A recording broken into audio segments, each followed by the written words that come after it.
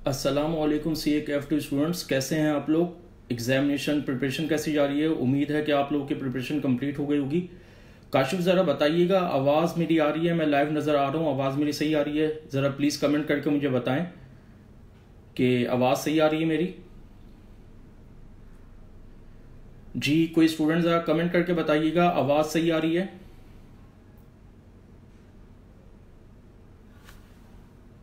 Ji please.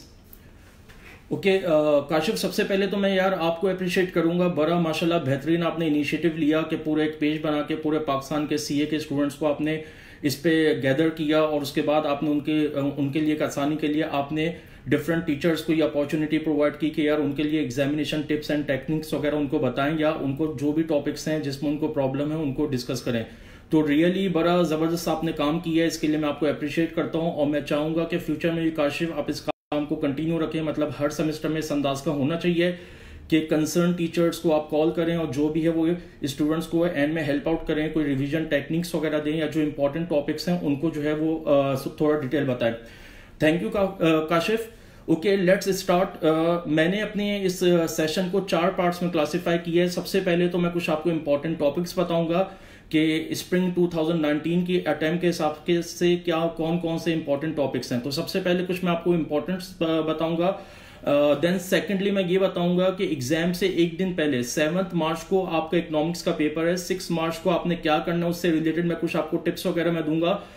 Thirdly 7 मार्च को आपने क्या करना है, यानी जिस दिन एग्जाम डे होगा 2 बजे आपका पेपर है, आपके जो एडिशनल 15 मिनट्स होते हैं उस टाइम को आपने किस अंदाज में यूटिलाइज करना है, मैं उसके बारे में आपको थोड़ी डिटेल बताऊंगा।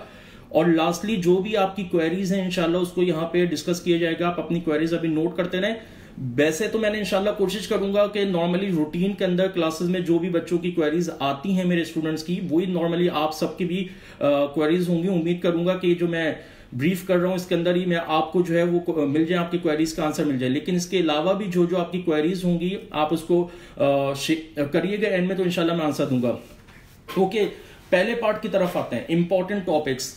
देखिए इंपॉर्टेंट टॉपिक्स, पहले तो इंपॉर्टेंट टॉपिक्स से रिलेटेड ये बता दूं कि जब मैं इंपॉर्टेंट टॉपिक्स की बात करता हूं तो स्टूडेंट ये समझता है कि यार इमरान पालवा कुछ हैंडआउट्स देगा, कुछ क्वेश्चन दे देगा, मतलब कुछ क्वेश्चंस आपको मैं दे दूंगा, मिड टर्म का कोई पेपर दे दूंगा, कुछ लिमिटेड टॉपिक्स होंगे उससे रिलेटेड आपका ICAP का पेपर निकल जाएगा। नहीं भाई ऐसा नहीं है। एक बात दिमाग में रखें, ये ICAP है, ये इंटरमीडिएट या BCom का एग्जामिनेशन पेपर नहीं है कि कोई भी टीचर आपको 10 क्वेश्चन बताए, 10 क्वेश्चन में से 7 क्वेश्चन लग जाए, ऐसा नहीं है। ये इंटर का पेपर नहीं है। आपने 100% कोर्स कवरेज करना है, लेकिन कुछ इंपॉर्टेंट चैप्टर लग रहे हैं। तमाम टीचर्स वो आपको इससे आप एग्री करेंगे कि यार हम लोग जो टीचिंग कर रहे होते हैं क्लासरूम में पास पेपर वगैरह करवा रहे होते हैं, क्वेश्चन बैंक को देखते हैं, ICAP के एग्जामिनेशन क्वेश्चंस को देखते हैं, तो उसके बाद एक आइडिया होता है कि कुछ क्वेश्चन इंपॉर्टेंट है। तो मैं वो इंपॉर्टेंट बता रहा हूं, मैं आपको प्रायोरिटी सेट करके दूंगा कि आपने फर्स्ट प्रायोरिटी कौन से चैप्टर को देनी है। क्योंकि एक बात दिमाग में रखिएगा, मेरे हिसाब से अभी जो मैं आज 2 तारीख को यहाँ पे लाइव आ रहा हूं, तो मेरे हिसाब से हर स्टूडेंट की प्रिपरेशन कंप्लीट हो चुकी होगी। वो सिंपली ये चाह रहा होगा कि अब कुछ उसको इंपॉर्टेंट टॉपिक्स मिले रिवीजन के लिए जिसको पर ज्यादा फोकस करे। तो मैं यहाँ पे वो इंपॉर्टेंट टॉपिक्स बता रहा हूं। मैं ये नहीं कह रहा कि यार आपने सिलेबस नहीं करना, ठीक है, तो आपने सिलेबस पूरा ही करना है। तो मेरे हिसाब से देखें, हमारा जो सबसे पहले है, अगर मैं सेक्शन A की बात करता हूं, आपको मालूम है कि हमारा paper section A section B के ऊपर क्लासिफाई होता है। सेक्शन A हमारा बेसिक एंड माइक्रो के ऊपर होता है और MCQs आते हैं। नॉर्मली सेक्शन A में आपने 5 क्वेश्चन करने होते हैं, ये कंपलसरी आपका सेक्शन होता है, इसके अंदर कोई चॉइस आपको अवेलेबल नहीं होती है। 50% का वेटेज है। क्वेश्चन नंबर 1 आपका बेसिक के ऊपर आता है। अब मैं अगर लास्ट 2 अटेम्प्ट्स की बात करूं, 2018 की मैं बात करूं, तो 2018 में ICAP ने बेसिक के ऊपर प्रोडक्शन पॉसिबिलिटी कर्व दोनों अटेम्प्ट में पूछा और इसी तरह उसने एक लास्ट अटेम्प्ट के अंदर रॉबिन्स की डेफिनेशन एक थोड़ा कॉन्सेप्चुअल अंदाज में स्केर्सिटी एंड चॉइस की उसने डेफिनेशन पूछी। अब मुझे जो इस दफा इंपॉर्टेंट लग रहा है, क्योंकि बेसिक का वेटेज नॉर्मली कम है, 1 क्वेश्चन आना है आपका, तो मुझे जो इस दफा इंपॉर्टेंट लग रहा है, आपने क्या करना है, आपने इकोनॉमिक सिस्टम को फुल फ्लैश करना है। इकोनॉमिक सिस्टम आने के चांसेस मुझे ज्यादा लग रहे हैं। अब इसमें आपने क्या करना है, ये बात आपको मालूम होनी चाहिए। आपने इसमें प्लैंड इकोनॉमी करना है, आपने इसमें फ्री मार्केट इकोनॉमी करना है, आपने इसमें मिक्स्ड इकोनॉमी करना है, आपने इसमें इस्लामिक इकोनॉमिक सिस्टम करना है, हर एंगल से करना है, डेफिनेशंस करनी है, फीचर्स करने हैं, एडवांटेजेस करने हैं, डिसएडवांटेजेस करने हैं। इसी तरह आपने इस्लामिक इकोनॉमिक सिस्टम का कंपैरिजन आ रहा है कैपिटलिस्ट इकोनॉमी के साथ, यानी फ्री मार्केट इकोनॉमी के साथ, आपने उसके ऊपर भी फोकस करना होगा, ठीक है। और इसी तरह क्वेश्चन बैंक के क्वेश्चन देखने होंगे। तो मेरे हिसाब से सेक्शन ए के लिए जो बेसिक का एक क्वेश्चन आता है, इकोनॉमिक सिस्टम मस्ट है, इसको आपने इंशाल्लाह फुल फ्लैश करना होगा। लेकिन एक चीज आपको मालूम होगी, आईकैप ये नहीं कि यार एक क्वेश्चन देगा, आईकैप अपने क्वेश्चन को पार्ट ए पार्ट बी में क्लासिफाई करता है। अब नॉर्मली इकोनॉमिक सिस्टम की अगर मैं पास पेपर की सीरीज देखूं, इकोनॉमिक सिस्टम के ऊपर जो क्वेश्चन आता है 7 नंबर 6 नंबर का आता है, तो अब आपका 2-3 नंबर का पार्ट ए एक अलग आएगा जो कि माइक्रो मैक्रो की डेफिनेशन के ऊपर आ सकता है कि differentiate between micro and macro economics learning outcome है, इसके हिसाब से आपने लेके जाना है, तो साथ में आप ये कर लें। या स्टडी टेक्स्ट में पॉजिटिव एंड नॉर्मेटिव साइंस आ रहा है, इसकी आप डेफिनेशन इसको आप कर लेंगे, ठीक है। ये हमारा पहला क्वेश्चन बेसिक का हो गया। सेकंड, अब 3 क्वेश्चन आपके माइक्रो के आते हैं। माइक्रो में मैं हमेशा स्टूडेंट्स को कहता हूं कि भाई मार्केट स्ट्रक्चर को हर हाल में करो, ये हर अटेम्प्ट का आपका कंफर्म क्वेश्चन है। मेरे पास एक ग्रेड है, अगर मैं बताऊं लास्ट 18 इयर्स के पास पेपर, अल्हम्दुलिल्लाह क्लास में मेरे स्टूडेंट्स जानते हैं कि हम टॉपिक वाइज लास्ट 18 ईयर्स के टॉपिक वाइज क्वेश्चंस करते हैं, देन हम क्वेश्चन बैंक करते हैं। तो लास्ट 18 इयर्स मतलब 36 अटेम्प्ट्स में more than 42 questions market structure के ऊपर आए हैं। तो अब आपने माइक्रो में पहला मार्केट स्ट्रक्चर करना है। मार्केट स्ट्रक्चर जो आपका क्लासिफाई होगा, perfect competition, monopoly, monopolistic, oligopoly, डिओपोली, आपने हर एंगल से करना है। लास्ट अटेम्प्ट में प्राइस डिस्क्रिमिनेशन के ऊपर एक क्वेश्चन आ चुका है, लेकिन आपने फिर भी इसको करना है। आपने इसकी थ्योरी भी करनी है, आपने इसके ग्राफिंग की प्रैक्टिस भी करनी है, ग्राफ्स के ऊपर आपने ज्यादा फोकस करना है। इन केस एक और इंपॉर्टेंट चीज बता दूं, फॉर एग्जाम्पल मैं ग्राफ के बारे में एंड में बताऊंगा, इन केस अगर मुझे याद नहीं रहता तो आपने कमेंट में मुझे बताना है। तो आपने मार्केट स्ट्रक्चर को लाजमी करना है, कंफर्म क्वेश्चन हर अटेम्प्ट का आ रहा है। और अगर मैं देखूं पिछले 2-3 अटेम्प्ट से मार्केट स्ट्रक्चर के ऊपर थोड़ा हल्का क्वेश्चन आ रहा है, हालांकि इसकी सीरीज रही है। ऑटम 11 की मैं बात करूं 16 मार्क्स का क्वेश्चन आया था, स्प्रिंग 11 की बात करूं 14 मार्क्स का क्वेश्चन आया था, स्प्रिंग 16 की बात करूं तो 12 मार्क्स का क्वेश्चन आया था। इसी तरह ऑटम 13 की बात करूं 12 मार्क्स का आया था, लेकिन लास्ट अटेम्प्ट में ऑटम 18 में जस्ट 3 मार्क्स का क्वेश्चन आया है। तो आपने इसके ऊपर फोकस करना है। इंशाल्लाह उम्मीद लग रही है इस दफा एक इंपॉर्टेंट एक हैवी क्वेश्चन इसके ऊपर आ सकता है, ठीक है। अब आपने क्या करना है, हमेशा मैं स्टूडेंट्स को कहता हूं कि भाई सेकंड जो आपने क्वेश्चन करना है, law of demand elasticity, law of supply elasticity, price determination आपने करना है। ये 3-4 चैप्टर मिला के आपका एक क्वेश्चन कंफर्म बनता है। लास्ट अटेम्प्ट में लॉ ऑफ डिमांड के ऊपर क्वेश्चन आ चुका है, लेकिन आईकैप के अगर आप पास पेपर का एनालिसिस करें तो लॉ ऑफ डिमांड इलास्टिसिटी के ऊपर वो ज्यादा क्वेश्चन देता है, सप्लाई वगैरह के ऊपर कम देता है। अगर मैं एक हल्का सा आपको बता दूं, लॉ ऑफ सप्लाई इलास्टिसिटी में लास्ट 3 अटेम्प्ट से कोई क्वेश्चन नहीं आया। अगर मैं मार्केट इक्विलिब्रियम की बात करूं, मार्केट इक्विलिब्रियम में जो लास्ट क्वेश्चन आया था स्प्रिंग 15 में आया था, इसके बाद कोई क्वेश्चन नहीं आया। ये एनालिसिस मेरे सामने है, इसको देखते हुए मैं बता रहा हूं। तो आपने ये तीनों चैप्टर करने, मतलब demand elasticity, supply elasticity, price determination करना है। ज्यादा फोकस आपने law of supply elasticity, price determination के ऊपर करना है, क्योंकि मैंने आपको बता दिया कि कितने अटेम्प्ट से क्वेश्चन नहीं आए, लेकिन law of demand elasticity of demand पे क्वेश्चन रिपीट होते हैं, तो इसको भी आपने करना है। मतलब ये आप करेंगे, दोबारा सुन लें जरा, law of demand elasticity, law of supply elasticity, price determination, तो इंशाल्लाह ये आपका एक क्वेश्चन बन जाएगा। उसके बाद मैं बात करता हूं, लास्ट अटेम्प्ट में आपको मालूम होगा कि कंज्यूमर इक्विलिब्रियम और प्राइस इफेक्ट, इनकम इफेक्ट के ऊपर एक फुल फ्लैश 10 मार्क्स का क्वेश्चन आ चुका है। इस दफा जो आपने फोकस करना है, इस दफा आपने law of diminishing marginal utility, मतलब कार्डिनल मेजरमेंट जो एल्फ्रेड मार्शल ने दी, आपने इसके ऊपर फोकस करना है। और law of equi marginal utility के ऊपर ज्यादा आपने फोकस करना है। लेकिन ये नहीं है कि यार आप इंडिफरेंस कर्व को हटा दोगे, आपने वो करना ही नहीं है, कंज्यूमर इक्विलिब्रियम नहीं करना। क्वेश्चन बैंक के क्वेश्चन आपने देखने होंगे, लेकिन आपकी प्रायोरिटीज में सेट करवा रहा हूं, तो law of diminishing marginal utility, law of equi marginal utility के ऊपर आपने ज्यादा फोकस करना होगा। ओके, इसके बाद लॉ ऑफ रिटर्न्स। अगर मैं लॉ ऑफ रिटर्न्स का बताऊं, लॉ ऑफ रिटर्न्स पे कोई इतना खास क्वेश्चन नहीं आया लास्ट अटेम्प्ट में, तो economies and diseconomies of scale को पढ़ा है लॉन्ग रन कॉस्ट कर्व के साथ। लेकिन लॉ ऑफ रिटर्न्स में जब हम increasing return, constant, diminishing return या लॉ ऑफ वेरिएबल प्रोपोर्शन की बात करते हैं तो आपने इसके ऊपर फोकस करना होगा, इसको एक नजर आपने मारना है। इसी तरह मैंने ऑर्डिनल का भी आपको बता दिया कि ऑर्डिनल भी आपने करना है। तो ये हमारे सेक्शन ए की सीक्वेंस बनेगी। ये हमारे 4 क्वेश्चन हो गए। हल्का सा रिपीट कर रहा हूं दोबारा। क्वेश्चन नंबर 1 आपका एमसीक्यूज क्वेश्चन नंबर 1 आपका बेसिक के ऊपर आएगा, जो मैंने इकोनॉमिक सिस्टम आपको बताया और साथ में माइक्रो मैक्रो का डिफरेंस मैंने बताया, ठीक है। उसके बाद आपने मार्केट स्ट्रक्चर करना है, आपने डिमांड, सप्लाई, इलास्टिसिटीज, प्राइस डिटर्मिनेशन आपने करना है, देन आपने law of diminishing, law of equi margin utility करना है, देन लॉ ऑफ रिटर्न्स करना है, देन आपने इंडिफरेंशियल कर्व यानी ऑर्डिनल अप्रोच आपने करना होगा। अब आ जाए क्वेश्चन नंबर 5 जो हमारा एमसीक्यूज होता है। 15 मार्क्स के एमसीक्यूज हैं। 15 मार्क्स के एमसीक्यूज के लिए आपने क्या करना है स्टूडेंट, ये सबसे इंपॉर्टेंट पार्ट हो रहा है, जरा इसके ऊपर फोकस करिएगा प्लीज स्टूडेंट्स। मेरे अपने स्टूडेंट सर कितने एमसीक्यूज करें, क्वेश्चन बैंक के अंदर मेरे ख्याल से 146 एमसीक्यूज हैं सर, हमने वो सारे रट्टा लगा लिए हैं, इंशाल्लाह कर लें। सर आप कोई बुक बता दें, फलां टीचर की बुक है वहां से आ रहे हैं सर, मैंने फलां लिंक से इतने एमसीक्यूज कर लिए। भाई मुझे एक बात बताओ, ये आप लोगों ने बताना है, मुझे ये बताओ हमारा पेपर एमसीक्यूज बेस्ड है या थ्योरेटिकल पेपर है, थ्योरी बेस्ड पेपर आ रहा है? जी जरा कमेंट में बताइएगा, जरा बताएं कितने मार्क्स की थ्योरी आ रही है। आप स्टूडेंट से मेरा क्वेश्चन है जी, कोई बताएगा?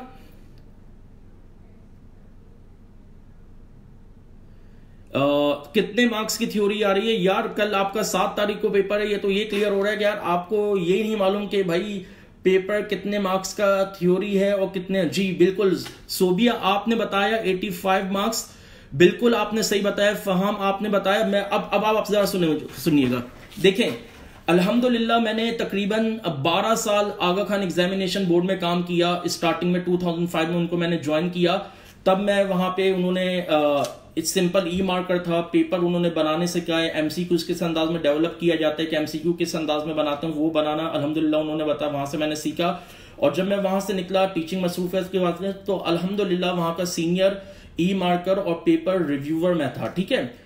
एमसीक्यू आपका कॉन्सेप्ट बेस्ड होता है। आप अपने 85 मार्क्स को स्ट्रॉन्ग करें, 85 मार्क्स को स्ट्रॉन्ग करें, कॉन्सेप्ट को स्ट्रॉन्ग करें। जब आपके 85 मार्क्स स्ट्रॉन्ग होंगे इंशाल्लाह 15 मार्क्स में से 7-8 एमसीक्यूज आप बड़े मजे से कर लेंगे। ये मेरी बात बिठा लें, इंशाल्लाह 7 तारीख को आप बोलेंगे सर आपने बिल्कुल सही कहा था।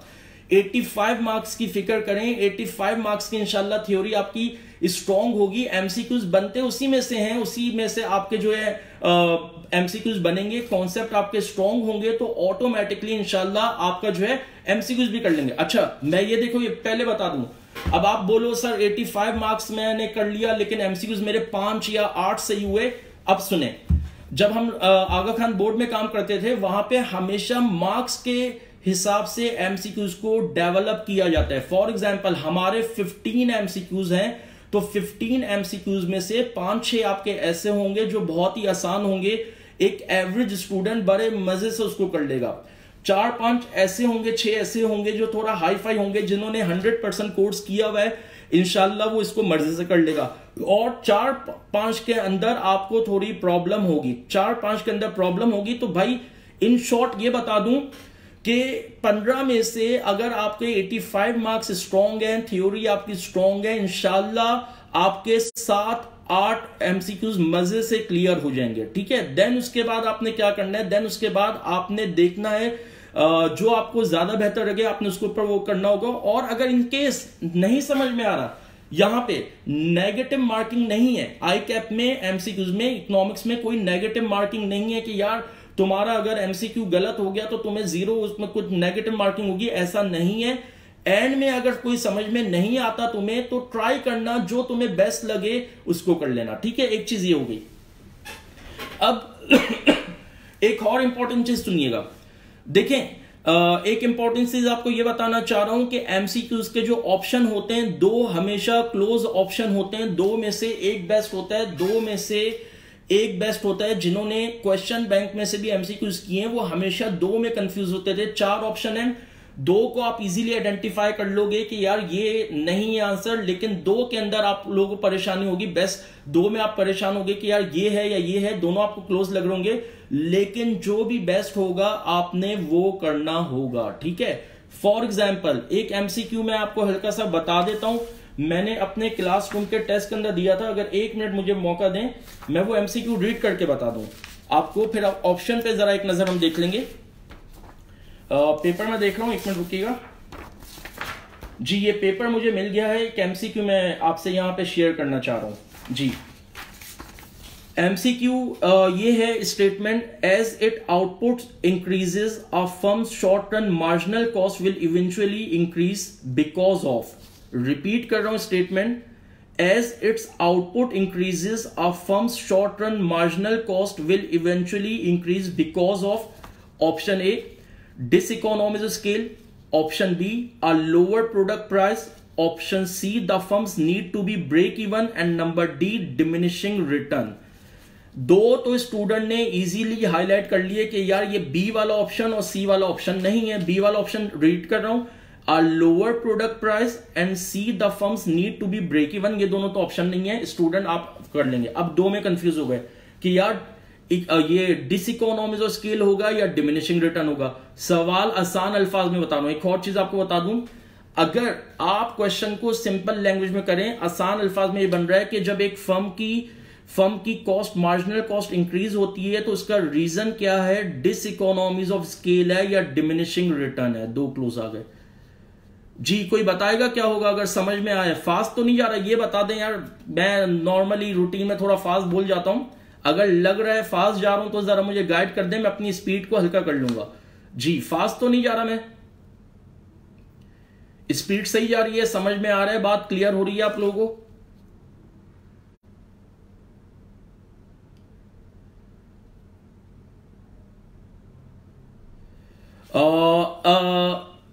जैदी सैयदा, यार आपने देखें वही गलती कर दी।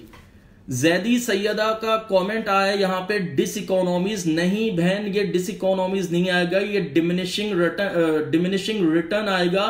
क्यों आएगा अब सुन लो, ये इंपॉर्टेंट, ये इत्तेफाक से मैंने अपना मिड टर्म का पेपर रख लिया था, इत्तेफाक से ये आ गया तो मेरे दिमाग में आया तो मैंने कर लिया कि यार बता दूं। अब जरा सुनिएगा क्यों आएगा।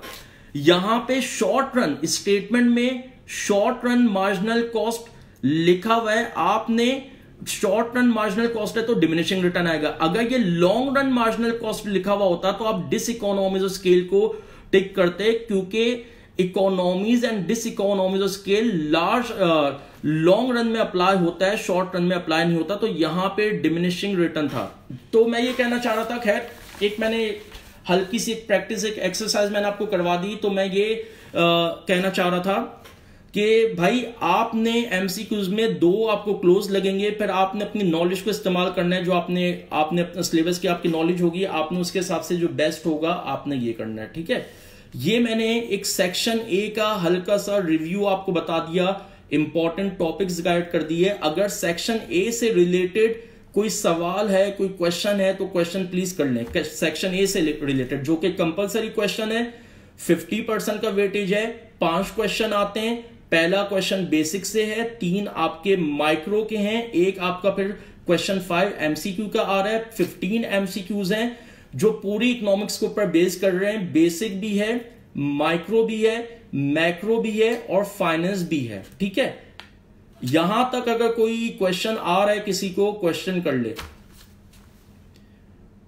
जी। एक और चीज बता दूं सेक्शन ए से रिलेटेड, सेक्शन ए में मार्क्स की कोई क्लैरिफिकेशन इस सेंस में नहीं है कि यार हर क्वेश्चन आपका 10 मार्क्स का बनेगा, ऐसा नहीं है। फॉर एग्जांपल क्वेश्चन नंबर 1 आपका 7 मार्क्स का आ गया, क्वेश्चन नंबर 2 आपका 12 मार्क्स का आ गया, क्वेश्चन नंबर 3 आपका 8 मार्क्स का आ गया। हां अलबत्ता 15 एमसीक्यूज 15 मार्क्स के ही आते हैं, 15 एमसीक्यूज 15 मार्क्स के ही आते हैं, वो जो मैंने आपको बता दिया, बाकी कोई सीक्वेंस नहीं है।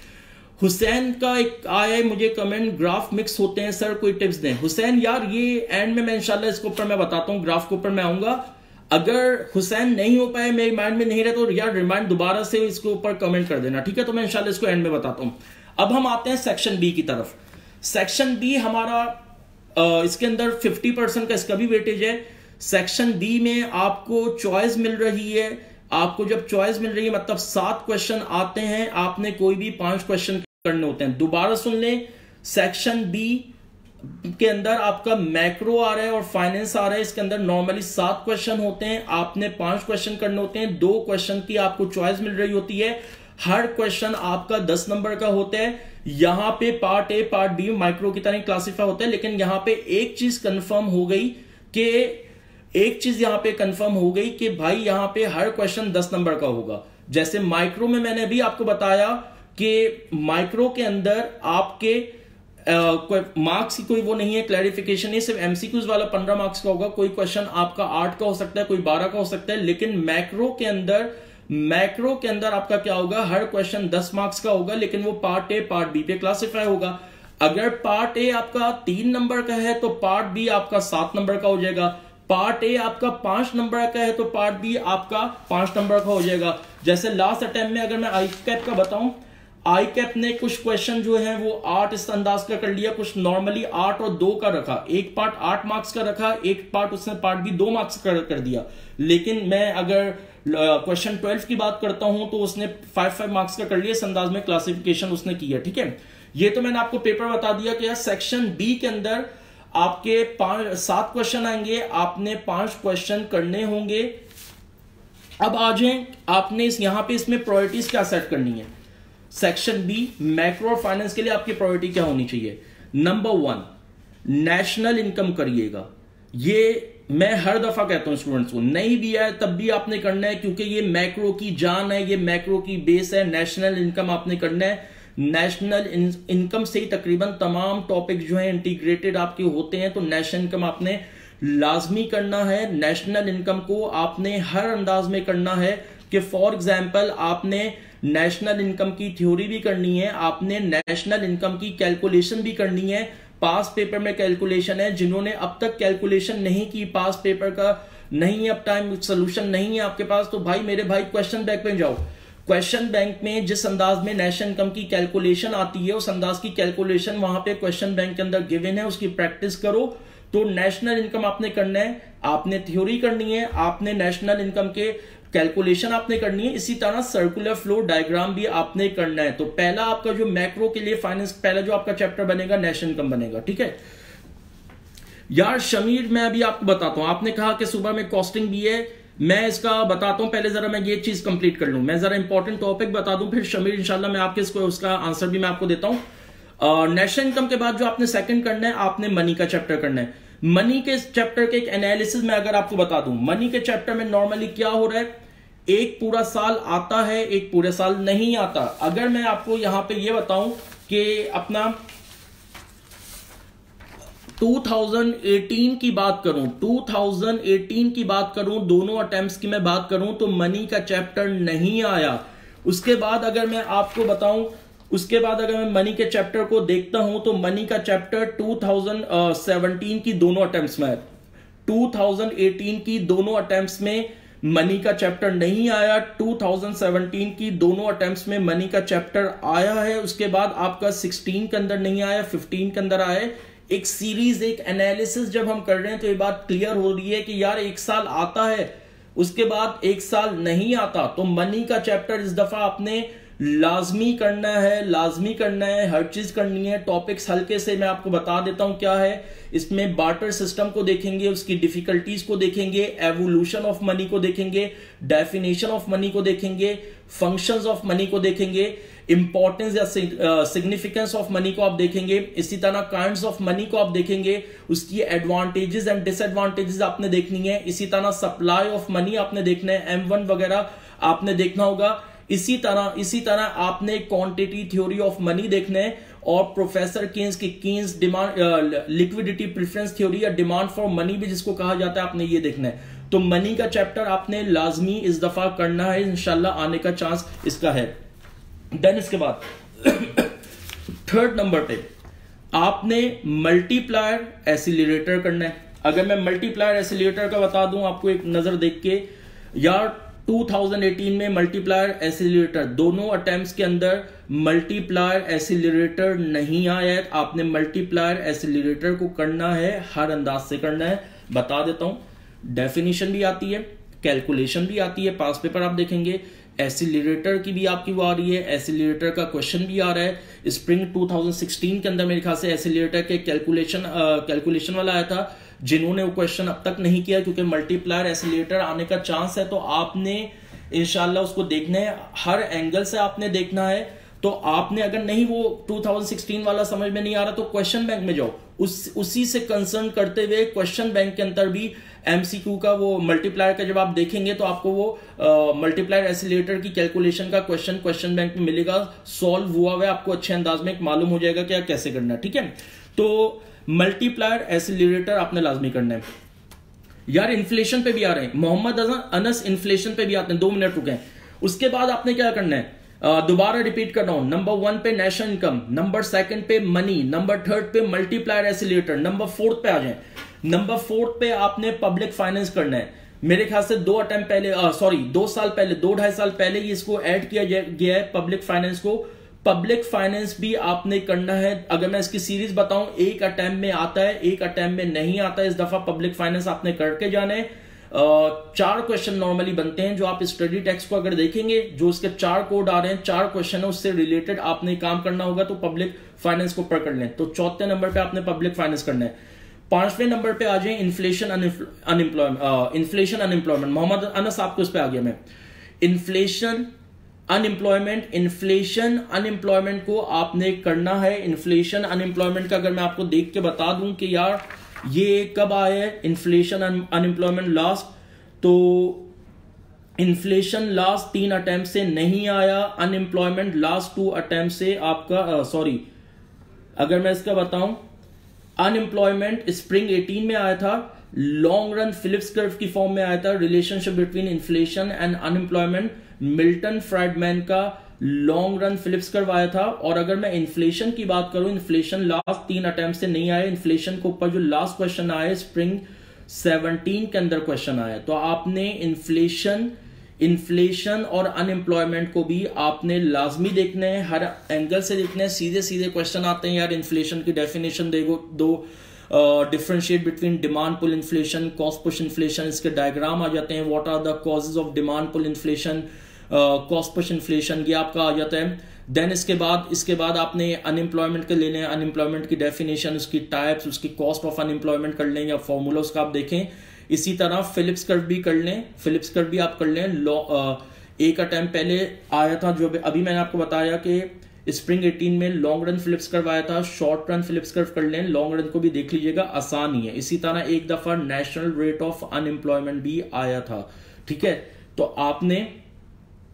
आपने इस अंदाज में इसको लेके चलना है। ठीक है, तो ये इन्फ्लेशन अनएम्प्लॉयमेंट भी आपने करना है। ओके, नंबर 6 पे फाइनेंशियल इंस्ट्रूमेंट, नंबर 6 पे फाइनेंशियल इंस्ट्रूमेंट आपने करने हैं। Money market, capital market, derivative market आपने करना है। लास्ट अटेम्प्ट का अगर मैं देख के बता दूं यार, लास्ट अटेम्प्ट में क्या हुआ था, पेपर मेरे पास रखा हुआ है, 1 मिनट रुकिएगा। लास्ट अटेम्प्ट में म्यूचुअल फंड और डेरिवेटिव्स के ऊपर 2.5 मार्क्स का क्वेश्चन आया था।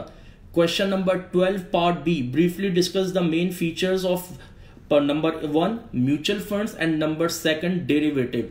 बड़ा हल्का क्वेश्चन आया है, बड़ा हल्का क्वेश्चन आया है यार। हुसैन शिराजी एंड में दोबारा बोलना, मैं एसिलेटर मल्टीप्लायर को भी बता दूंगा क्या क्या करना है। ठीक है, ये भी जरा चीजें हो जाए, फिर मैं आपकी इंशाल्लाह क्वेरीज की तरफ में आ रहा हूं। जरा ये मुझे कंप्लीट करने दें, फिर आपकी इंशाल्लाह एंड में क्वेरीज ही मैंने देखनी है।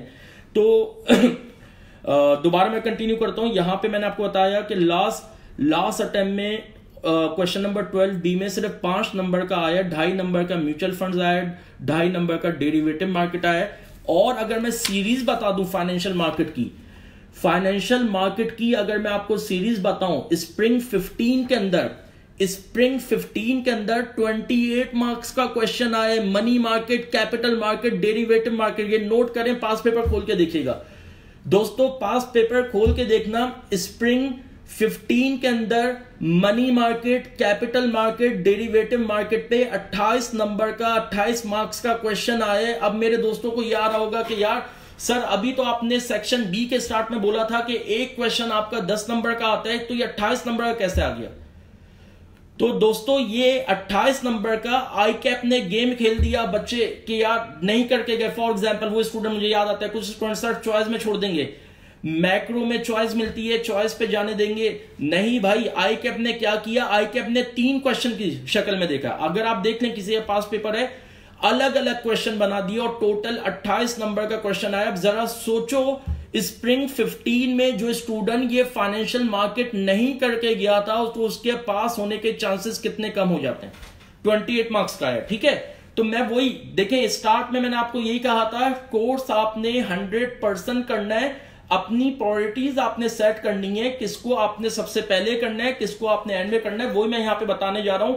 ये नहीं समझिएगा कि यार ये इंटर की तरह, बीकॉम की तरह तुम लोग मजे से 10 क्वेश्चन करके जाओगे। मैं बार बार ये इंटर बीकॉम क्यों कर रहा हूं, क्योंकि मुझे मुस्तकिल पूरे पाकिस्तान से कॉल्स आ रही हैं, कोई इस्लामाबाद से कर रहे हैं, सियालकोट से कोई स्टूडेंट कर रही है, कोई लाहौर से कर रहा है कि सर अपने इंपॉर्टेंट बता दें, सर आपका mid term, grand test, mock paper दे दें। यार भाई वो mid term, grand test, mock paper मेरे क्लासरूम के टेस्ट हैं, अल्हम्दुलिल्लाह क्लास में 100% हम काम करते हैं, उससे रिलेटेड क्वेश्चन है, इंशाल्लाह वो भी मिल जाएंगे, बेफिक्र रहें, वो भी मिल जाएंगे।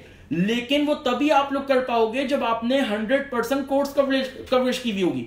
अगर आपने चॉइस को ऊपर छोड़ा हुआ है ना, आप मिड टर्म कर पाओगे, या हो सकता है आप मॉक में फंस जाओ। तो भाई वो 100% कोर्स कवरेज के ऊपर पेपर डिजाइन किया जा रहा है, क्लासरूम के अंदर रेगुलर काम हो रहा है, मैं रूटीन में टेस्ट लेता हूं, वही उसमें हर चीज कवर हो जाती है। तो बार बार कह रहा हूं कि भाई आपने 100% काम करना है। जैसे मैंने बता दिया, स्प्रिंग 15 में 28 मार्क का आपका जो है 28 मार्क्स का क्वेश्चन आ गया, ठीक है। ये सुमेरा ने किसी ने कमेंट किया है कि सर कौन सा सेक्शन पहले करना है। मैम थोड़ी देर आप रुके, मैं इंशाल्लाह अभी उस पे आऊंगा, मैं आऊंगा जो अपने थर्ड पार्ट के ऊपर मैं वहां पे बताऊंगा। वो जो मैंने एडिशनल 15 मिनट्स स्टार्टिंग में बताया तो सुमेरा मैं आपको वहां पे आंसर दूंगा कि यार आपने पहले कौन सा सेक्शन करना है। 2 मिनट रुके, अभी हम लोग पहले पार्ट पे जा रहे हैं, ये एंड होने वाला है, ठीक है। तो आपको मैंने बता दिया, आपने 6 नंबर पे financial instrument, money market, capital market, derivative market करना है। अच्छा सर बैलेंस ऑफ पेमेंट का क्या करना है। यार बैलेंस ऑफ पेमेंट भी इंपॉर्टेंट है, बैलेंस ऑफ पेमेंट भी इंपॉर्टेंट है, लेकिन लास्ट अटेम्प्ट में क्वेश्चन आया हुआ है। अब आपने इसमें ये सीक्वेंस बतानी है, आपने टर्म ऑफ ट्रेड करना है, प्रोटेक्शनिज्म आपने करना है, पास पेपर को देखते हुए कर लें। टर्म ऑफ ट्रेड कभी कभार आता है, टर्म ऑफ ट्रेड की डेफिनेशन आती है, उसके डिटर्मिनेंट्स आते हैं, या एक क्वेश्चन ये उसका आया हुआ है 2 से 3 दफा, राइज एंड फॉल या favourable and unfavourable term of trade. Term of trade के 3 अंदाज में क्वेश्चन आए हुए हैं पास पेपर में। एक तो आपका टर्म ऑफ ट्रेड की डेफिनेशन आ रही है, देन उसके बाद टर्म ऑफ ट्रेड के जो है डिटर्मिनेंट्स आ रहे हैं, देन उसके बाद फेवरेबल एंड अनफेवरेबल, फेवरेबल को राइज एंड अनफेवरेबल को fall in term of trade कहा जाता है। तो वो आपने करना है, पहले ये कर लें। देन इसके बाद आप कर लें प्रोटेक्शनिज्म को ट्रेड बैरियर्स भी कहा जाता है। सहर आप चैप्टर 7 का कह रही हैं, जरा चैप्टर 7 का नाम तो बताएं। मार्केट स्ट्रक्चर की बात कर रही हैं, कॉस्ट कर्व की बात कर रही हैं, ये जरा सहर जरा बताइएगा। सहर चैप्टर 7, मार्केट स्ट्रक्चर चैप्टर 8 है। आप कौन से चैप्टर, जरा नाम के थ्रू आप हाईलाइट करें इसको, मैं टॉपिक वाइज यहां पे बता रहा हूं, तो इसको जरा देख के आप बताएं कौन सा आप चैप्टर चाह रहे हैं, मैं उसके ऊपर भी ब्रीफ कर दूंगा, ठीक है। तो मैं ये कह रहा था कि आपने टर्म ऑफ ट्रेड, आपने प्रोटेक्शनिज्म आपने करना है, जिसको ट्रेड बैरियर्स भी कहा जाता है, फिर आपने balance of payment, balance of trade कर लें। हालांकि लास्ट अटेम्प्ट में क्वेश्चन आ चुका है, जरा मैं बता भी देता हूं लास्ट अटेम्प्ट में किस अंदाज में क्वेश्चन आया है। अपना जो लास्ट अटेम्प्ट में क्वेश्चन आया है, क्वेश्चन नंबर 9A और 9B हमारा बैलेंस ऑफ पेमेंट के ऊपर क्वेश्चन आया है। 9A के अंदर discuss the non monetary corrective measures which are country में take to overcome in current account deficit. ये आई कैप का मोस्ट रिपीटेड क्वेश्चन है। अगर मेरे स्टूडेंट भी यहां पे सुन रहे हैं, जो मेरी क्लासरूम के स्टूडेंट थे, उनको मैंने चीजें क्लास में बताई थी, तो तब भी मैंने उनको कहा था, पास पेपर जब हम 18 साल के कर रहे थे, तो उसके अंदर मैंने उनको ये चीज बताई थी कि भाई आपने ठीक है, मैं कंजम्पशन के ऊपर आ रहा हूं, जी सही आपने हाईलाइट किया, मैं कंजम्पशन के ऊपर मैं आता हूं, सहर रुकिएगा। तो मैं ये करेक्टिव नॉन करेक्टिव मेजर्स की मैं बात कर रहा हूं, इसमें monetary and non monetary measures आते हैं, तो ये आपने करना है। ये आई कैप का बैलेंस ऑफ पेमेंट का मोस्ट रिपीटेड क्वेश्चन है। ये भी हो सकता है कि आई कैप ने लास्ट अटेम्प्ट में पूछा, इस अटेम्प्ट में दोबारा पूछ ले, ठीक है। ये एक क्वेश्चन इस अंदाज में बनता है, financing and correcting the balance of payment deficit, या करेक्टिंग के अंदर वो मॉनेटरी एंड नॉन मॉनेटरी को अलग से कर देता है कि non monetary corrective measures and monetary corrective measures. तो ये लास्ट अटेम्प्ट में आ चुका है, लेकिन दोबारा आपने करना है। इसी तरह एक कैलकुलेशन आई थी 6 मार्क्स की, ठीक है, लेकिन बैलेंस ऑफ पेमेंट करें। इसी तरह क्वेश्चन ये आ रहा है एक्सचेंज रेट। यार देखो question number 7B, question number 7B जो था वो हमारा एक्सचेंज रेट के ऊपर आ चुका है, लेकिन आपने एक और काम करना है। एक्सचेंज रेट की जो 3 टाइप्स है हमारी, फिक्स्ड है, फ्लोटिंग है, मैनेज फ्लोट है। इसकी डेफिनेशन कर लो, ये 6 नंबर की कभी आती है, कभी 9 नंबर की आती है, और इसके एडवांटेजेस कर लो। फ्लोटिंग और फिक्स के एडवांटेजेस दोबारा कर लेना, ठीक है, ये आपने काम कर लो। और इसी तरह डी वैल्यूएशन के ऊपर क्वेश्चन आ चुका है। लास्ट अटेम्प्ट में डी वैल्यूएशन के ऊपर क्वेश्चन आ चुका है। 7A हमारा डी वैल्यूएशन और उसकी इफेक्टिवनेस के ऊपर आया था। उसके ऊपर क्वेश्चन आया था। यार मोहम्मद अनस आप कह रहे हैं काफी दफा एग्जामिनर क्वेश्चन को बहुत घुमाकर पूछता है, उसको कैसे हैंडल करना है, थोड़ा गाइड करें। मोहम्मद अनस यार ये मैं जब इंशाल्लाह थर्ड पार्ट पे आऊंगा, आपकी क्वेरीज पे आऊंगा, तब ये क्वेश्चन दोबारा कर लेना, क्योंकि कमेंट निकलते जा रहे हैं। तो मोहम्मद अनस इसको प्लीज दोबारा कर लीजिएगा। इसी तरह सैयद विदान ने किया है, सर ये आप जिस चार्ट से पढ़ के इंपॉर्टेंट बता रहे हैं ये शेयर कर दीजिएगा, ताकि हमें बाद में भी। यार इंशाल्लाह दोस्त मैं ये भी कर दूंगा, लेकिन अभी सीए काउंसलर पे सनम आलम एक होती है, उन्होंने ये अभी इकोनॉमिक्स की चंद अटेम्प्ट का एक और टीचर का किया था, बिल्कुल सही है, वही चीज मैं कर रहा हूं। मेरे पास जो है ये लास्ट 16 अटेम्प्ट्स के है, मैंने एलोकेशन ये किया हुआ है, मैं भी ये भी कर दूंगा इंशाल्लाह। मैं काशिफ भाई को ये दे दूंगा इंशाल्लाह, वो इसको ग्रुप के ऊपर शेयर कर देंगे, जो भी आप लोग का पेज है, तो बेफिक्र है इंशाल्लाह ये भी हो जाएगा। खैर थोड़ा सा मैं घुमा कर उस पर भी आता हूं। मैं जरा ये अपना पार्ट एक जरा ये जो मेरा था स्टेज 1 जो मैं इंपॉर्टेंट टॉपिक्स बता रहा हूं, जरा मैं इसको कंप्लीट कर लूं। तो मैं भाइयों ये कह रहा था आप लोगों को टर्म ऑफ ट्रेड भी करना है, प्रोटेक्शनिज्म भी करना है, बीओटी एक्सचेंज रेट का मैंने हल्का सा आपको बता दिया। अभी एक सवाल आया था चैप्टर 8, स्टूडेंट ने देख के बताया कंजम्पशन, हाँ बिल्कुल करना है यार। लास्ट अटेम्प्ट में इन्वेस्टमेंट फंक्शन, इन्वेस्टमेंट के ऊपर एक क्वेश्चन आया है। अगर मैं आपको बताऊं लास्ट अटेम्प्ट में क्वेश्चन नंबर 6 आया है, पूरा इन्वेस्टमेंट के ऊपर एमईसी की डेफिनेशन आई है, relationship between level of investment and rate of interest आया, डायग्राम बनाना था, और पार्ट बी आया है impact of decrease in interest rate on firms and individual. Investment function पे लास्ट अटेम्प्ट में क्वेश्चन आ चुके हैं। कंजम्पशन एंड सेविंग फंक्शन को फर्स्ट प्रायोरिटी दीजिएगा। कंजम्पशन फंक्शन की definition, autonomous, induce consumption, determinants of consumption function, APC MPC वगैरह कर लें, साइकोलॉजिकल लॉ ऑफ कंजम्पशन ये सारे कर लें। इसी तरह सेविंग फंक्शन को भी कर लीजिएगा, उसके डिटर्मिनेंट्स वगैरह कर लें, ठीक है।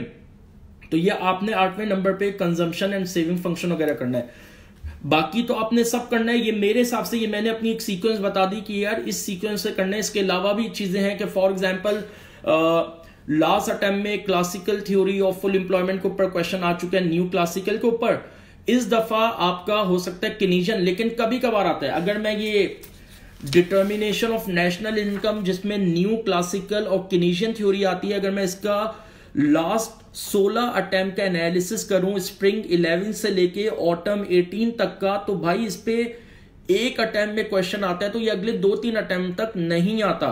ऑटम 18 में 10 मार्क्स का क्वेश्चन आ चुका है, न्यू क्लासिकल अप्रोच के ऊपर क्वेश्चन आ चुका है, तो इसके ऊपर आने का इतना मुझे नहीं लग रहा। लेकिन देख लो, किनीजियन को देख लो, लेकिन इसमें कर लो inflationary and deflationary gap, inflationary and deflationary gap कर लो डायग्राम के साथ। मियां कामरान आप मुझे कह रहे हैं सर मेरा पेपर 2 बार 47 पे रह गया, कुछ टिप्स दे दें।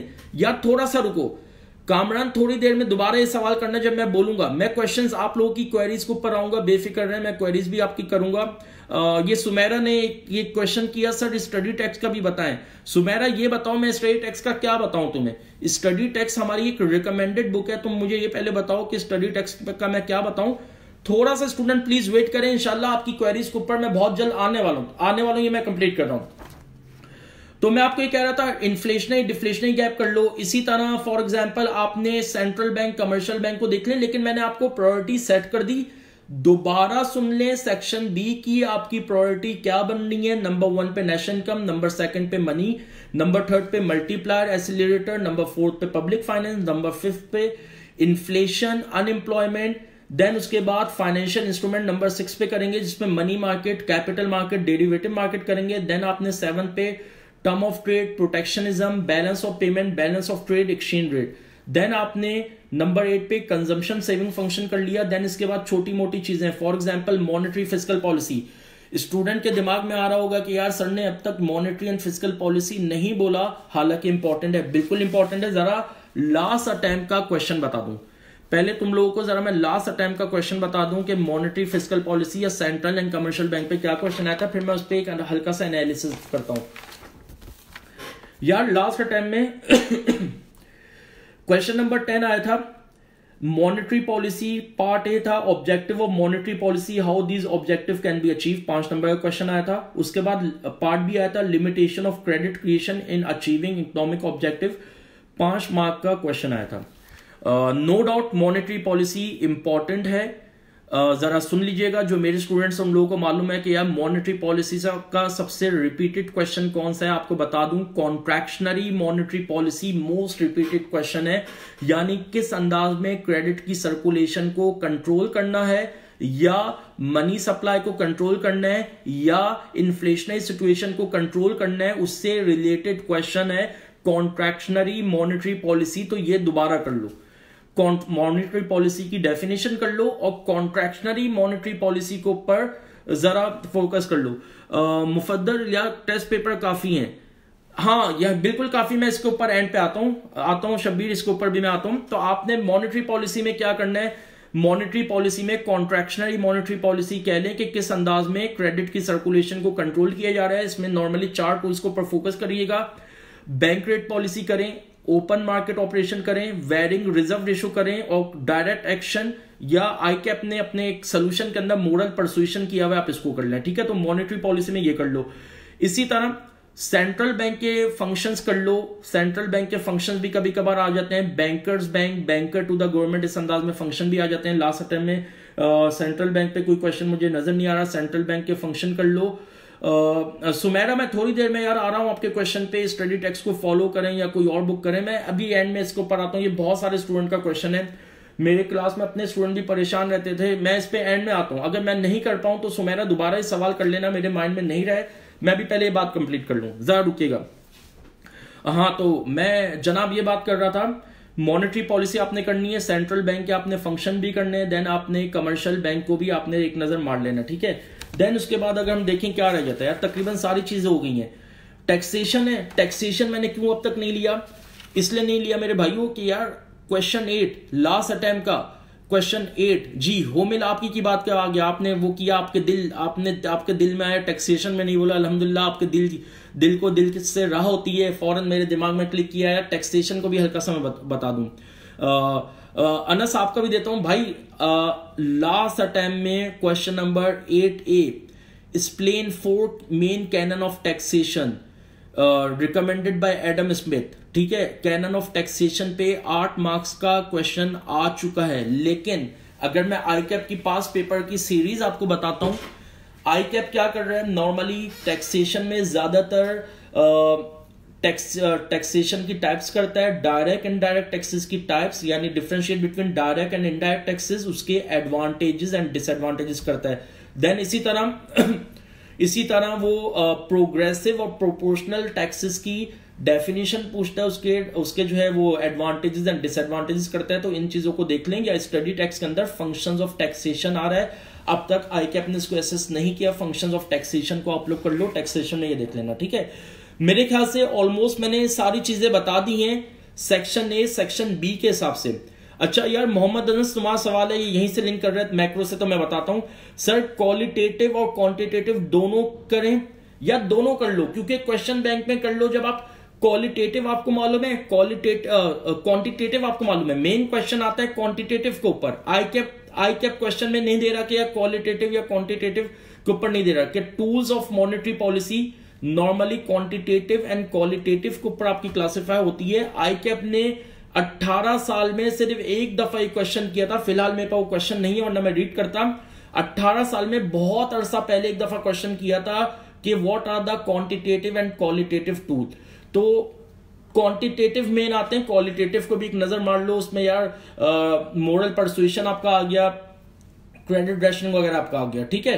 तो ये आपने कर लें। यार मोहित मैंने पब्लिक फाइनेंस का बता दिया है सर, आप प्राइवेट ट्यूशन देते हैं सीए में? नहीं यार, इतना टाइम नहीं होता। एक इंस्टीट्यूट से मैं बिलोंग कर रहा हूँ, यहाँ कराची के अंदर होता हूँ, प्राइवेट ट्यूशन का टाइम नहीं है। मैं कराची के इंस्टीट्यूट KNS के अंदर होता हूँ, अगर आपने पढ़ना है कभी तो वहां आ जाइएगा, तो इतना टाइम नहीं होता। वैसे ही मेरे ख्याल से कोई भी सीए लेवल पे कोई भी माशाल्लाह प्रोफेशनल तमाम ही हमारे सीनियर टीचर्स हैं, कोई भी प्राइवेट ट्यूशन नहीं देता, ठीक है। अच्छा, पब्लिक फाइनेंस पे मोहिब आपको बता दूं यार, पब्लिक फाइनेंस का मैंने बताया कि करना है। अभी देखें अभी हो क्या रहा है, वीडियो हमारी लाइव जारी है, तो आप मेरे ख्याल से बैक पे नहीं आ सकते। काशिफ ऐसे ही है ना? काशिफ भाई जरा बताइएगा, वीडियो अभी लाइव जारी है, क्या बच्चा जो बातें मैंने कर ली क्या उसको अभी वो कर सकता है, देख सकता है? मेरे ख्याल से नहीं देख सकता। लेकिन जैसे मैं वीडियो कंप्लीट करूंगा, इसको मैं शेयर करूंगा, वो ये लाइव रिकॉर्डेड जो है हमारी इसी पेज के ऊपर चली जाएगी। वहां पे फिर आप दोबारा से ओपन करके देखिएगा, तो वहां पे मैंने जो है अपना क्या कहते हैं पब्लिक फाइनेंस के ऊपर ब्रीफिंग कर दी है, ठीक है। ये हमारा पार्ट 1 कंप्लीट हो गया। जे कर्व दोस्त मैंने भी, हाँ, डी वैल्यूएशन की बात हो रही थी, क्वेश्चन में रह गया। डी वैल्यूएशन पे लास्ट अटेम्प्ट में क्वेश्चन नंबर 7 आ चुका है। जे कर्व कर लो, जे कर्व कर लो। 5 नंबर का आ चुका है, 5 नंबर का आ सकता है, आ नहीं चुका, आ सकता है। लास्ट अटेम्प्ट में तो डी वैल्यूएशन आया है, तो जे कर्व कर लो, जे कर्व कर लो। इसके साथ इनवर्स जे कर्व भी देख लेना, नॉर्मली आया हुआ नहीं है, स्टडी टेक्स्ट के अंदर है। अच्छा कि नॉर्मली जे कर्व आता है, रिपीटेड है, तो इसके साथ इनवर्स जे कर्व कर लेना, ठीक है। यार इदरीस, थोड़ा लगता है आप लेट आए हो। मैंने पूछा भी था कि अगर मैं फास्ट तो नहीं जा रहा, क्योंकि अगर मैं स्पीड चलने में हल्की कर लेता हूं। अभी तो जब ये मैं इंशाल्लाह शेयर होगी हमारे पेज पे जो है काउंसलर का, तो वहां पे जो है आपको इंशाल्लाह आपको जो है ये दोबारा आप सुनेंगे तो आपको टॉपिक समझ में आ जाएंगे। मैं स्पीड को थोड़ी हल्की कर लेता हूँ, है कभी कभार यार, ये मेरा भी पहले एक्सपीरियंस है आप लोगों के साथ लाइव। ये तो काशिफ भाई को मैं करूंगा अप्रिशिएट के उन्होंने यार मौका दिया, मुझे रिक्वेस्ट की मुझसे कि सर आप आए, तो मैं इंशाल्लाह स्पीड हल्की करता हूं थोड़ा। मैं भी, तमाम टीचर ही हम लोग फिजिकल टीचिंग करने के आदी हैं, क्लासरूम के अंदर करते हैं, ये पहला मौका है। स्पीड थोड़ी फास्ट हो गई, मैं स्पीड को हल्की कर लेता हूं, फिर आपकी क्वेरीज में जो क्वेश्चन होंगे उसको देख लेता हूं। अच्छा देखें, पहला पार्ट मेरा कंप्लीट हो गया। मैंने पहला पार्ट आपको ये बताया था कि यार आपको इंपॉर्टेंट टॉपिक्स वगैरह मैं बताऊंगा, जो मैंने आपको यहाँ पे इंपॉर्टेंट टॉपिक्स मैंने आपको बता दिए, ठीक है। अब हम आते हैं सेकेंड पार्ट की तरफ। सेकेंड पार्ट क्या है? 1 day before exam. 1 day before exam, 7 तारीख को पेपर है, 6 तारीख को क्या करना है। अभी एक भाई का क्वेश्चन आया था, सर मेरा 7 तारीख को सुबह में कॉस्टिंग है और शाम में जो है मेरा जो है ये अपना इकोनॉमिक्स है। किसी का मेरे ख्याल से 6 तारीख को भी कोई पेपर है, FAR 2 का मेरे ख्याल से पेपर है सुबह में, और फिर उनका 7 तारीख को इकोनॉमिक्स का पेपर है, ठीक है। क्या करना है देखें, मोइज हसन स्पीड हल्की कर दी, आप देखिएगा, और फिर वहां पे जब आपकी क्वेरीज होंगी तो उसमें आप फिर दोबारा पूछ लीजिएगा, जो भी अगर आपको लगा मैं फास्ट गया हूं। हालांकि मैंने स्टार्ट में स्टूडेंट से पूछा था कि यार फास्ट तो मैं नहीं जा रहा, ठीक है। अब आ जाएं पहले तो वो स्टूडेंट के यार जिनका 7 तारीख को सुबह में कॉस्टिंग का पेपर है और दोपहर में इकोनॉमिक्स का पेपर है, जिनका 6 तारीख को पेपर है, भाई क्या करना है आपने। देखिए सबसे पहली चीज, आज 2 मार्च है, 4 तारीख से आप लोग के यानी मंडे से आप लोग के एग्जाम स्टार्ट हो रहे हैं। मैंने तो मुझे तो ये है कि यार आप सबकी प्रिपरेशन हो चुकी है 100%, यानी जो भी आपने पेपर देने, जो भी आपने पेपर देने के, फॉर एग्जांपल 2 पेपर आपने देने, 3 पेपर देने, मेरे हिसाब से आज आप लोगों की प्रिपरेशन कंप्लीट हो चुकी है। अब जो एक दिन का गैप आ रहा है ड्यूरिंग पेपर या गैप नहीं आ रहा, तो आपने रिविजन करना है। उसके ऊपर मैं आ जाता हूं यार, क्या करना है आपने रिविजन। आपका मेरे हिसाब से आज आपकी प्रिपरेशन कंप्लीट हो जानी चाहिए, आज 2 तारीख या कल तक हो जाए, क्योंकि परसों तो पेपर है। अब आपने रिवीजन का मैं बता देता हूं। देखो पहले तो वो सुन लो, जिनका कॉस्टिंग का पेपर है सुबह में 7 तारीख को, तो भाई आप तो वहीं पे आईकेप में रहोगे, कुछ भी नहीं करना यार। आपने पेपर दे के निकलोगे, अगर मेरे मुसलमान दोस्त स्टूडेंट हैं तो यार आपने जो भी करीब में मस्जिद होगी वहां जाइएगा, जोहर की 12 बजे पेपर खत्म होगा, जोहर की नमाज बाजमात अदा करिएगा, कुरान की तिलावत करिएगा। आप क्या करोगे यार, सुबह में तुम पेपर दे रहे हो, दोपहर में तुम्हारा पेपर है, बस वहां पे रिलैक्स आधा घंटा मस्जिद में नमाज कर लेट जाइएगा, 2 बजे आप जो चले जाएं।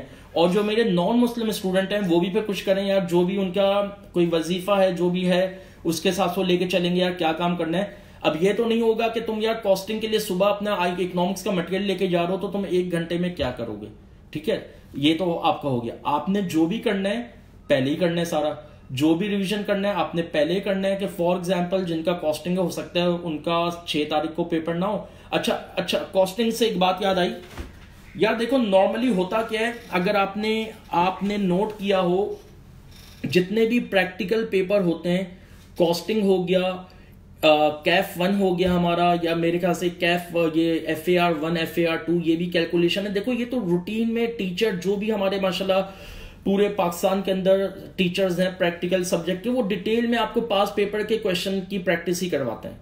ऐसे ही है भाइयों, मतलब जितने पूरे पाकिस्तान में ऐसे ही चल रहा है, पूरे पाकिस्तान में ऐसे ही चल रहा है कि यार पूरे आपको जो है अपना डिटेल क्वेश्चन की प्रैक्टिस, पास पेपर के क्वेश्चन की प्रैक्टिस करवाते हैं, क्वेश्चन बैंक की क्वेश्चन की प्रैक्टिस करवाते हैं, यही काम होता है ना। तो आपकी जो प्रैक्टिकल कैलकुलेशन वाले सब्जेक्ट हैं भाइयों, उसकी तो यार तुम लोगों की रूटीन के अंदर प्रैक्टिस क्लासरूम के अंदर हो रही होती है। अब ये मैं कॉस्टिंग वाले भाई का आंसर दे रहा हूं जिसका 7 तारीख को सुबह में कॉस्टिंग है। तो यार तुमने फोकस करना है थ्योरी वाले पेपर के ऊपर। नॉर्मली लॉ हो गया, इकोनॉमिक्स हो गया यार, ये इसमें नॉर्मली क्या होता है, टीचर क्लासरूम में क्या करवाता है, टीचर क्लासरूम में लेक्चर डिलीवर कर रहा होता है आसान लैंग्वेज में, डेली रूटीन की एग्जांपल देते हुए वो कर रहा होता है, और आप उसको प्रैक्टिस नहीं कर रहे होते। या मैं अपनी क्लासेस में डायग्राम की प्रैक्टिस में करवा देता हूँ, डायग्राम की मैं या ये करता हूँ, ग्राफ की प्रैक्टिस करवा रहा होता हूँ जो मेरे रेगुलर रिफ्रेशर के स्टूडेंट हैं, तो इसको इंडोर्स करेंगे मेरी बात को। लेकिन थ्योरी के पेपर में आपकी घर के अंदर वर्किंग ज्यादा होती है। तो यार जिसका कॉस्टिंग का पेपर है, तो आपने इकोनॉमिक्स के ऊपर 1 दिन 2 दिन पहले आपने इकोनॉमिक्स के ऊपर ज्यादा फोकस करना होगा, आपने इकोनॉमिक्स करोगे, ठीक है। इसी तरह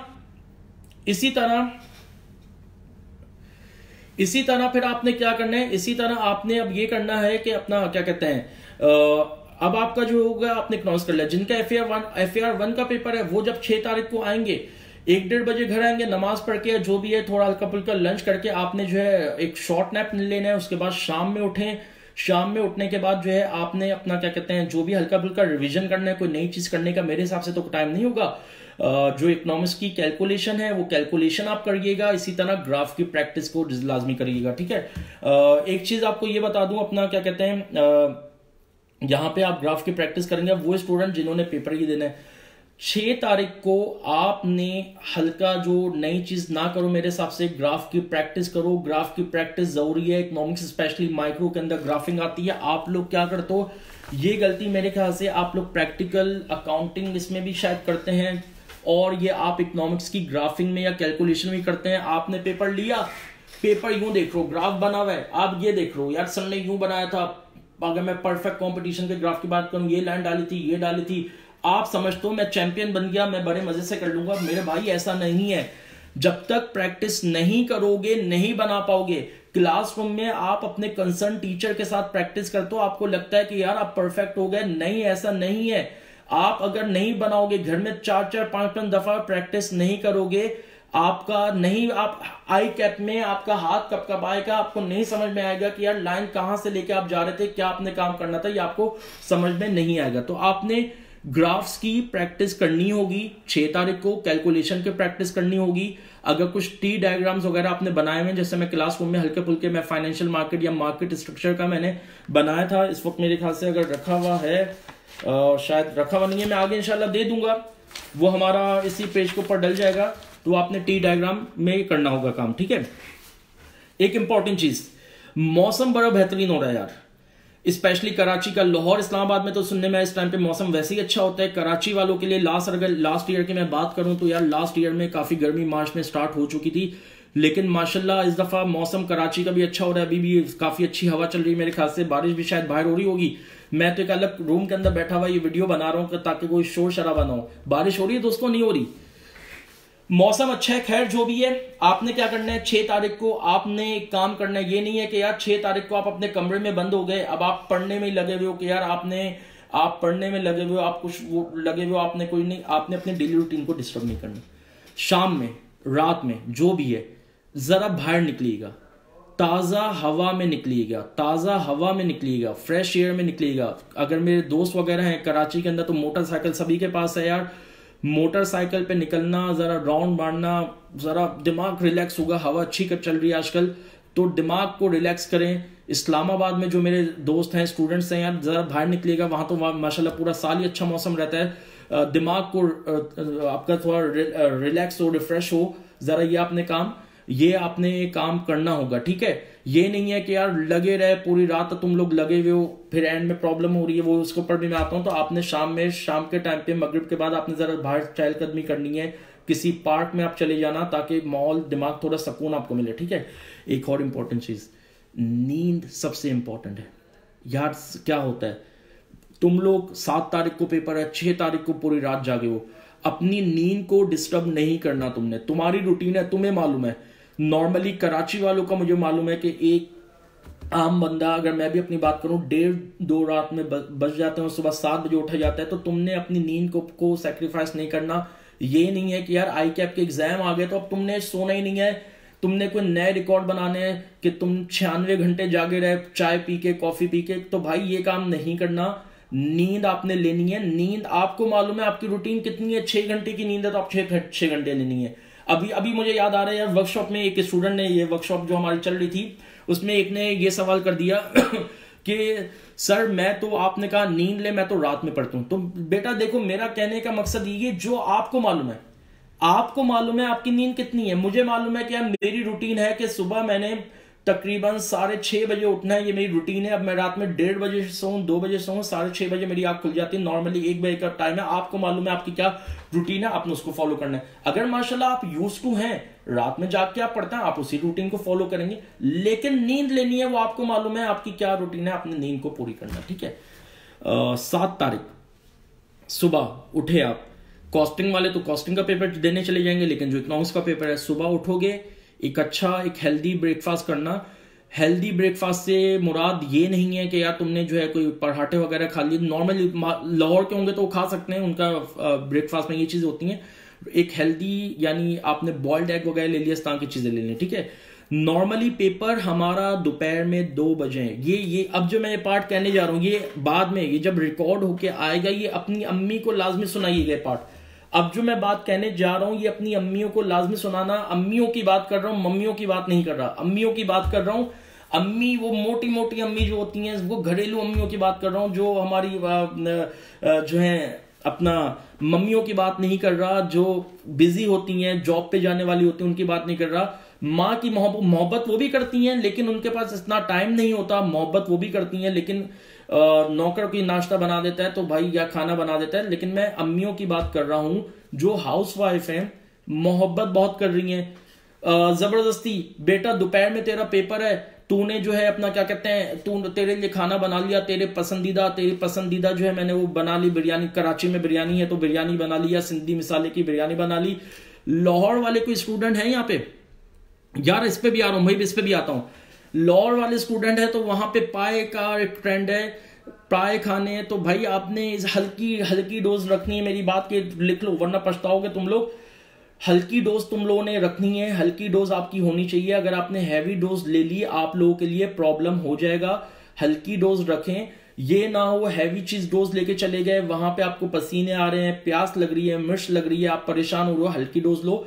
मैं रिकमेंड कर रहा हूं कि कोई भी हल्की आप डोज ले लें, सैंडविचेस वगैरह ले लें, कोई स्नैक्स ले लें, जूसेस लें, दही आप खाएं, लस्सी का इस्तेमाल करें। ये आप करें, इसको काम को आप करिएगा। यार पेशावर वाले भी हैं, पेशावर वाले यार मुझे कभी जाने का अब तक इत्तेफाक नहीं हुआ। अब दोस्तों के साथ मेरा प्रोग्राम बन रहा है इंशाल्लाह। कोयटा जाने का था मेरा इस दफा, यहाँ पे कोयटा का इरादा था कि बर्फ जब पड़ रही थी, लेकिन मौका नहीं मिल पाया। यार मोहम्मद तैयब लाहौर से हो आप, लाहौर में मेरे ख्याल से वो फज्जे दे पाए होते हैं, तो वो पाए नहीं खा के जाइएगा भाई। और पेशावर वाला है, वहां पे सुनने में आया कि वहां का वो खड्डी का वो होता है, खड्डी इस तरह का कोई होती कबाब होता है, खाड़ी या खड्डी कबाब। तो वो इंशाल्लाह मैं आऊंगा जब कोयटा विजिट, इंशाल्लाह बहुत जल्द करना है फ्रेंड्स के साथ, तो इंशाल्लाह वहां पे वो भी इसको ट्राई करेंगे। तो कोयटा का मुझे नहीं मालूम, उसको आप देखिएगा, जो भी आपका रूटीन है।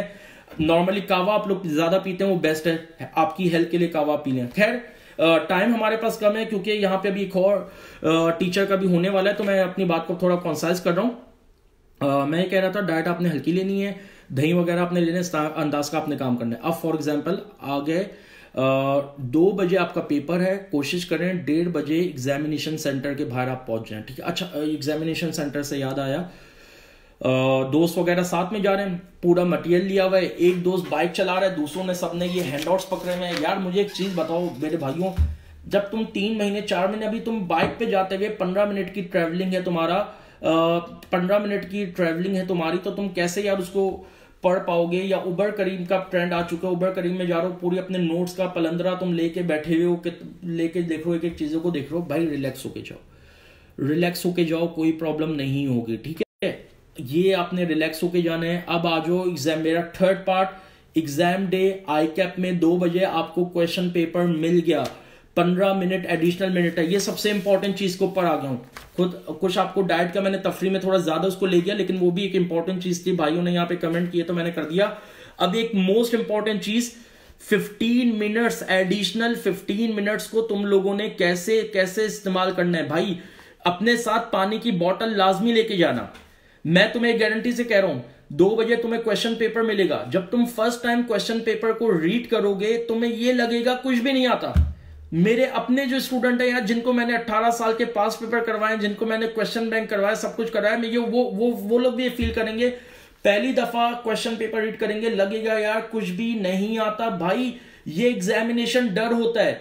आई कैप ने ये एडिशनल 15 मिनट्स इसी के लिए निकाले हैं। पहले ये चीजें नहीं हुआ करती थी, ये पहले चीजें नहीं होती थी। पहले ये होता था यार 2 बजे पेपर स्टार्ट हो रहा है, 5 बजे पेपर लिए जा रहे हैं, जो भी आपने अपनी रीडिंग करनी है, जो भी आपने अपनी प्लानिंग करनी है, वो उसी 3 घंटे में करोगे। ये एडिशनल 15 मिनट्स निकालने का आई कैप का ऑब्जेक्टिव ही ये था कि बच्चा उस टाइम में 15 मिनट में अपने कॉन्फिडेंस को वापस से बहाल करे, बूस्टअप करे, देन उसके बाद जो है वो देखे, अपना प्लान बनाए। तो क्वेश्चन पेपर तुम लोगों को मिला, आपने पहले 15 मिनट्स, आपने एडिशनल 15 मिनट्स को कैसे यूटिलाइज करना है। पहली दफा पेपर रीड करोगे लगेगा यार मैं भी पानी पी लूं, जरा एक घुट मैं भी पानी पी लूं, मुझे भी प्यास लग रही है, काफी देर हो गई मुस्तकिल बोल रहा हूं, मैं भी एक गिलास पानी पी लूं।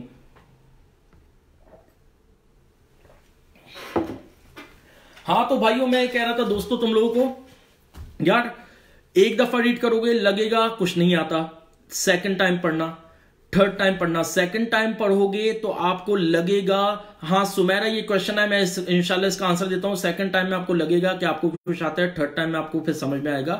क्वेश्चन के एक एक क्वेश्चन के ऊपर फोकस करना है तुम लोगों ने, एक एक चीज के ऊपर फोकस करना है। ये नहीं है कि स्टेटमेंट पढ़ लो 15 मिनट के अंदर 3 दफा क्वेश्चन पढ़ना है।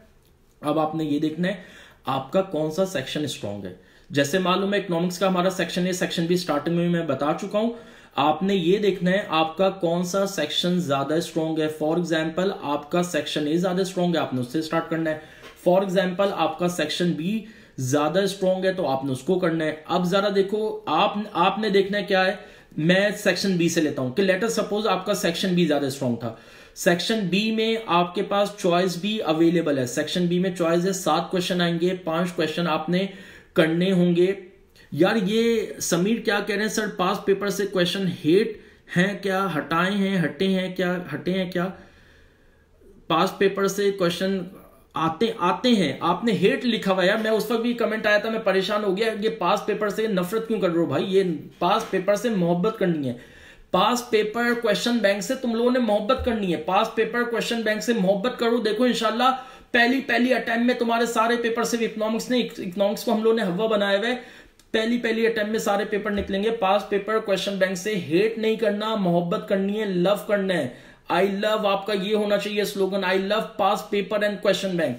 तो ये समीर तुमने हेट लिखा है, आते हैं पास पेपर में से क्वेश्चन बिल्कुल आते हैं, ठीक है? तो पास पेपर से आगे हमने फ्यूचर में मोहब्बत करनी है आप सबने। ओके, बात ये कह रहा था सेक्शन बी आपको आता है, सेक्शन बी आपका स्ट्रॉन्ग था। अब आप सेक्शन बी में देखोगे कि यार 7 में से 5 क्वेश्चन आपने करने हैं। आपने देखना है कि कौन से 5 क्वेश्चन आपने करने हैं। फॉर एग्जाम्पल क्वेश्चन 6 आपको आता है, नेशनल इनकम क्या आ गया। फॉर एग्जाम्पल क्वेश्चन 8 मनी के ऊपर आ गया। फॉर एग्जाम्पल इसी तरह 10, 11, 12 आपका आ गया, आपने डिसाइड कर लिया 5 क्वेश्चन, ठीक है? ये प्लानिंग का बता रहा हूं 15 मिनट्स में। अब आपने ये देखना है, वहीं पे देखें क्वेश्चन पेपर पे राइटिंग अलाउ नहीं है, हल्की फुल्की टिकिंग अलाउ है, ठीक है? हल्का फुल्का राइटिंग कुछ नहीं करना, आपने टिकिंग आप कर सकते हो। तो अब आपने ये करना है कि टिक कर लिया सबसे बेस्ट कौन सा आता है। फॉर एग्जाम्पल तुम्हें मनी का चैप्टर या जो भी है क्वेश्चन नंबर 8 पे जो था वो तुम्हें बेस्ट आता है। अब आपने ये 15 मिनट में करना है, कौन सा आपके 5 क्वेश्चन कौन से हैं, सबसे बेस्ट पे आपका कौन सा आ रहा है, आपने उसकी जो है लिस्टिंग कैटेगरी करना है। फॉर एग्जाम्पल क्वेश्चन नंबर 6 तुम्हें सबसे बेहतरीन आता था, सेकंड नंबर पे क्वेश्चन 11 तुम्हें आता था, थर्ड पे तुम्हें क्वेश्चन 12 अच्छा आता था, और फिर क्वेश्चन 8 या 20 का जो था थोड़े हल्के थे। ठीक है, तो अब आपने क्या करना है, जो आपका सबसे बेहतरीन क्वेश्चन है वो आपने पहले अटेम्प्ट करना है, और फिर आपने सेक्शन के अंदाज में, आप मैक्रो के सेक्शन से सेक्शन बी से स्टार्ट कर सकते हैं। हेडर पे, आंसर कॉपी के हेडर पे सेक्शन बी लिख दीजिएगा। आपने सेक्शन बी से स्टार्ट किया, आपने लिखा क्वेश्चन नंबर 6, क्वेश्चन नंबर 6 आपका बेहतरीन क्वेश्चन था, आपने आंसर 6 ए लिखा। फॉर एग्जाम्पल नेशन इनकम है, आपने उसकी डेफिनेशन लिखी। एक इंपॉर्टेंट चीज बताने जा रहा हूं, नॉर्मली होता ये, आपने क्वेश्चन 6A किया, एंड में पहले पेज पे 2 लाइनें रह गई, आपने लास्ट लाइन में लिखा आंसर 6B, उसके बाद अगले पेज पे हेडिंग दे रहे हो circular flow diagram, for example आ गया 6B में, वहां बना रहे हो। भाई ये गलती ना करो, जब एंड में 2 लाइनें बची हैं, 6A तुम्हारा कंप्लीट हो गया, तो 6B की डायरेक्ट हेडिंग तुम सेकंड पेज पे दो। ठीक है, इंपॉर्टेंट चीज है। एज एन एग्जामिनर ये चीजें मैं ऑब्जर्व करता हूं, जैसे मैंने बता दिया आगा खान एग्जामिनेशन बोर्ड में भी हूं, अल्हम्दुलिल्लाह बोर्ड में काम करता हूं, फेडरल उर्दू यूनिवर्सिटी के भी ऑन एंड ऑफ कभी कभार बीबीए के माइक्रो मैक्रो के पेपर बना रहा होता हूं, तो ये पेपर फिर जब चेक करते हैं तो ये गलतियां हमारे सामने आती हैं। ठीक है, तो आपने क्या करना है, अगर वहां पे जगह नहीं है, आपने सेक्शन आंसर 6B वहां से आपने स्टार्ट करना है। एक और इंपॉर्टेंट चीज, कुछ स्टूडेंट यार सेक्शन बार बार निकल रहा है, सेक्शन ए बी बताते हुए क्वेश्चन 6B पहले कर रहे हैं, 6A बाद में कर रहे हैं। या जब तुमने क्वेश्चन 6 स्टार्ट किया है तो पहले पार्ट ए करो, देन पार्ट बी करो। ठीक है, ये काम करना है। अच्छा, पहला क्वेश्चन आपने मैक्रो का बेहतरीन वाला किया, सेकंड क्वेश्चन भी आपने एक अच्छा वाला करना है। अब जो आपका थर्ड बेस्ट क्वेश्चन था उसको आप तीसरे नंबर पे नहीं करोगे, बल्कि बीच में जो 2 क्वेश्चन आपके थोड़े हल्के जा रहे थे आपने उसको करना है, और लास्ट और थर्ड वाला आपने अच्छा क्वेश्चन करना है। वो AFC में बिजनेस कम्युनिकेशन में शायद आप लोग पढ़ते हैं, आता है कि लेटर की ओपनिंग भी अच्छी करनी है, लेटर की क्लोजिंग भी अच्छी करनी है। वही काम है, आपने स्टार्ट भी अच्छा करना है सेक्शन में, आपने उसका क्लोजिंग, आपने उसका एंड भी अच्छा करना है। ठीक है, ये आपने काम करोगे। इसी तरह आप सेक्शन ए के अंदर भी ये करोगे, देखोगे लाजमी नहीं है क्वेश्चन 1 से आप स्टार्ट करो, उसमें तो सारे क्वेश्चन कंपलसरी हैं, सारे क्वेश्चन ही आप लोगों ने करने हैं। अब आप देखेंगे क्वेश्चन 1 पहले आता है, या मार्केट स्ट्रक्चर आता है, या एमसीक्यू क्वेश्चन 5 एमसीक्यूज आपने पहले करने हैं। अच्छा, एमसीक्यूज करते हुए आप लोग क्या करते हैं, आपने लिख दिया 1, फॉर एग्जाम्पल ऑप्शन था बी। मेरी ये रिकमेंडेशन है भाई, बी जब आपने लिखा ना उसका ऑप्शन, उसके साथ उसके आगे का जो आंसर है, फॉर एग्जाम्पल एमपीसी था, आपने 1B आगे उसका आंसर लिख दिया एमपीसी।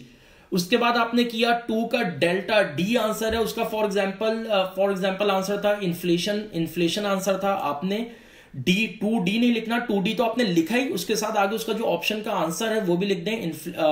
अगर वो अनएम्प्लॉयमेंट इन्फ्लेशन अनएम्प्लॉयमेंट है ये कर दें, तो इस अंदाज में आपने काम करना है। ठीक है, तो ये आपकी एक प्लान हो गया कि यार ये इस अंदाज में आप लेके चलोगे। अच्छा, एक इंपॉर्टेंट चीज मुझे याद आ गई जो नोट करते हैं, पता नहीं आई कैप के बच्चे भी ये गलती करते हैं या नहीं करते, लेकिन इसको बता देता हूं। फॉर एग्जाम्पल क्वेश्चन 6 आपने कर लिया, उसके बाद 6A आपने कर लिया, उसके बाद 6B नहीं आता था, क्वेश्चन 7 कर लिया, क्वेश्चन 11 कर लिया, 12 कर लिया, सेक्शन B पूरा कर लिया, सेक्शन A कर लिया, एंड में लिख रो कंटिन्यूएशन ऑफ सेक्शन 6B। भाई अल्लाह के वास्ते ये काम नहीं करना दोस्तों, ये काम नहीं करना, ये नेगेटिव है यार आप लोगों के लिए। आपने 6B आपको नहीं आता, आप 6B की आप हेडिंग देकर छोड़ दो, आपको मालूम होगा कि यार ये आधे पेज में आएगा, 1 पेज में आएगा, पूरा पढ़ के आप जा रहे हो, तो भाई ये आपने जगह छोड़ दी। ये नहीं करना कि सब कुछ कर लिया, क्योंकि मैं एग्जामिनर भी हूं, मुझे मालूम है कि भाई मैंने पेपर लेटर सपोज कॉपी मेरे पास आई, मैंने 6A देखा, 6A के नीचे 6B नहीं था, क्वेश्चन 7 या कोई क्वेश्चन स्टार्ट हो गया, मैंने 6 के 10 में से मार्क्स वहां पे दे दिया। अब जब मैं एंड में देखूंगा, एक एग्जामिनर को इरिटेशन होती है, एग्जामिनर की जिंदगी को मेरे दोस्तों आसान करो, इस एग्जामिनर को आसान करो। ठीक है, तो ये आपने ये गलती नहीं करनी। अगर नहीं आता आप क्या करो, जगह छोड़ दो, एक आइडिया होगा यार इतने में आ जाएगा, वरना क्या है, अगर फॉर एग्जाम्पल टाइम नहीं मिला आप एक क्रॉस डाल देना, कोई नेगेटिव मार्किंग नहीं, तो ये काम आपने लाजमी करना है। ठीक है, सोबिया क्या कह रही है, सर इन एमसीक्यूज में we have to write the right answer और ऑप्शन लाइक ABCD। यार सोबिया आपने क्या करना है, फॉर एग्जाम्पल आपने एमसीक्यूज के आपने वो लिस्टिंग कर ली 1 2 3 4 5 6 7, 1 का ए आंसर है तो 1A आपने लिख दिया, ठीक है 1A, और साथ में उसका जो आंसर है वो भी लिख दें। फॉर एग्जाम्पल 2 का डी आंसर है, आपने लिखा 2, उसका आगे डी लिखा, देन जो भी आंसर है एहतियातन अगर आप 2D भी लिखते हो चल जाएगा, कोई गलत नहीं करेगा, लेकिन वही एग्जामिनर के लिए आसानी क्रिएट करें। वही जो मुझे वो एडम स्मिथ के कैनन याद आ रहे हैं कि यार अपने लोगों के लिए आसानी क्रिएट करो, उसने कैनन जो अपने प्रिंसिपल्स बताया, तो यार आप अपने एग्जामिनर की के लिए आसानी क्रिएट करें, ठीक है। तो आपने इस अंदाज में काम करना है, तो आप ऑप्शन भी लिखो और जो आंसर है वो भी लिख दो। 2D 3 का फॉर एग्जांपल अल्फा ए था, आपने ए के बाद जो ऑप्शन है आंसर आपने वो लिख दिया। बात ये हो रही थी कि आपने यार एंड में वो नहीं करना जो क्वेश्चन आपने स्टार्ट किया। अच्छा, अब एक और इंपॉर्टेंट चीज, बहुत सारे में अपने स्टूडेंट पेपर के बाद मुंह लटकाते हुए बाहर आ रहे हैं, हालांकि पढ़ने वाले स्टूडेंट थे। क्या हो गया भाई, क्या हो गया सर, पेपर बड़ा आसान आया, पेपर में सारी चीजें आती थी, पेपर लेंदी बहुत था, 3 घंटे में पेपर हो ही नहीं पाया, मैक्रो के 3 क्वेश्चन रह गए, बाकी सब हुआ जो हुआ धुआंधार हुआ, पेपर ये भी आता था, 3 क्वेश्चन नहीं हो पाए। आई कैप ने लेंदी पेपर बनाया, यार कोई भी एग्जामिनर लेंदी पेपर नहीं बनाता। सुमेरा आपके क्वेश्चन पे भी मैं आता हूं, लेंदी नहीं बनाता क्वेश्चन, पेपर लेंदी नहीं बनाता, पेपर उसी हिसाब से बना है कि आप बड़े मजे से 2.25 घंटे में कर लो। पेपर इस अंदाज में एग्जामिनर बनाता है कि 2.25 घंटे में बड़े मजे से हो जाएगा, हल्का फुल्का डिवीजन मिल जाएगा। आप लोग क्या करते हो, आप लोग स्टार्टिंग में अपना टाइम वेस्ट करते हो, आप पहले 2 क्वेश्चन में 1 घंटा 1.25 घंटा लगा देते हो। कोई दोस्त बताएगा टोटल इकोनॉमिक्स के पेपर में कितने क्वेश्चन करने तुम लोगों ने अटेम्प्ट, पूरे पेपर में सेक्शन ए सेक्शन बी दोनों में मुझे बता दो टोटल कितने तुमने क्वेश्चन अटेम्प्ट करने, कोई बताएगा मुझे यहां पे टोटल नंबर ऑफ क्वेश्चन कितने तुमने करने 3 घंटे में? जी कोई बता रहा है? अच्छा, नॉर्मली होता ये लाइव में सोबिया गलत बता रही हो यार, 9 नहीं 10 करने। लाइव में ये होता है, मैं पहले बोलता हूं आपको 2 थोड़ी देर के बाद मिलती है। यार ये अली अहमद क्या कर रहा है भाई, अली अहमद क्या कर रहा है? 11 कहां से करने हैं यार, 10 क्वेश्चन करने हैं, 5 सेक्शन ए। नहीं भाई, किसने कह दिया 11 क्वेश्चन करने हैं? शमीर क्या कर रहा है भाई, 11 कहां से करने हैं यार, 5 सेक्शन ए में करने हैं, 4 क्वेश्चन है थ्योरी के सेक्शन ए में, एक आपका एमसीक्यू है। मैक्रो के अंदर आपने 5 क्वेश्चन करने। यार तुम लोग आई कैप का वर्ल्ड कप खेलने जा रहे हो, तुम लोग आई कैप का वर्ल्ड कप खेलने जा रहे हो, 7 तारीख को तुम्हारा वर्ल्ड कप है और तुम्हारी होम ग्राउंड की प्रैक्टिस नहीं है, होम ग्राउंड की तुम्हारी प्रैक्टिस नहीं है यार। 7 तारीख को तुम लोग वर्ल्ड कप खेलने जा रहे हो, तुम्हारी होम ग्राउंड की अपनी प्रैक्टिस नहीं। तुम्हें ये नहीं मालूम अब तक कि 9 करने 11 करने भाई, 10 करने। दोबारा सुन लो, सेक्शन ए में 5 क्वेश्चन आएंगे, 4 क्वेश्चन थ्योरी है, 1 क्वेश्चन एमसीक्यू है, 3 क्वेश्चन माइक्रो है, 1 क्वेश्चन 5 आपका जो बनता है वो आपका एमसीक्यू पे बनता है। 5 क्वेश्चन सेक्शन ए के अंदर है, कंपलसरी क्वेश्चन है। सेक्शन बी में टोटल 7 क्वेश्चन आएंगे, 5 क्वेश्चन करने होंगे, 10 नंबर का क्वेश्चन है। तुमने 3 घंटे में 10 सवाल करने हैं, 10 क्वेश्चन करने हैं। 3 घंटे का पेपर है, 3 घंटे में कितने मिनट हो गए? 180 मिनट। 180 मिनट डिवाइडेड बाय 10 करो, 180 मिनट डिवाइडेड बाय 10 करो, कितना हो गया जी? कौन बताएगा 180? यार सिंपल कैलकुलेशन है। कॉस्टिंग वाले यार कहां गए? कॉस्टिंग वाले मेरे स्टूडेंट जिनका कॉस्टिंग का पेपर है, 180 divided by 180 minute divided by 10 करोगे, आपका 18 मिनट में एक सवाल खत्म होना चाहिए। अबे हसनैन यार क्या करो, 180 डिवाइडेड बाय 10 करोगे, 18 मिनट में तुम्हारा एक सवाल कंप्लीट होना चाहिए।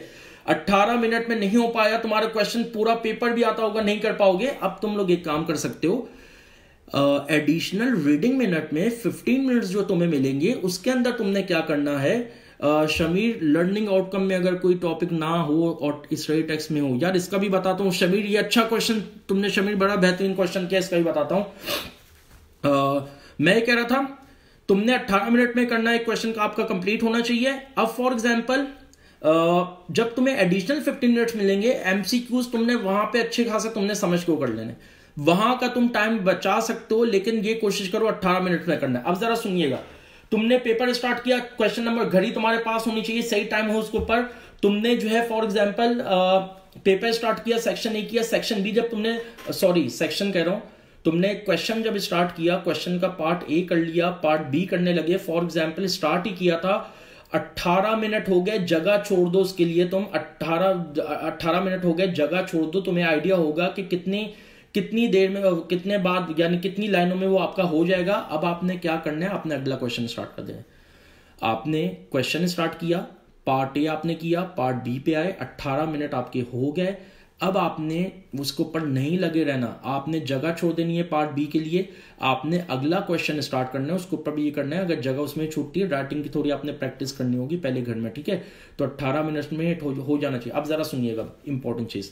फॉर एग्जाम्पल जैसे मैंने बताया कि सर मेरे स्टूडेंट कुछ निकले स्टूडेंट, उसके बाद कहते हैं सर हमने जो है अपना पेपर पूरा आता था 7 क्वेश्चन की। 7 क्वेश्चन का मतलब ये है आपने तकरीबन 70 मार्क्स का क्वेश्चन किया, 70 मार्क्स का किया। आई कैप ने 100 में से देना, 70 में से कितने ले लोगे?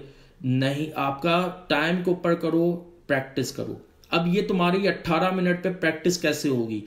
18 मिनट पे प्रैक्टिस कैसे होगी जरा सुन लो। जब तुम घर में होम ग्राउंड के ऊपर प्रैक्टिस करोगे, ये क्रिकेट में भी होता है ना, होम ग्राउंड की ट्रेनिंग मोस्ट इंपॉर्टेंट है।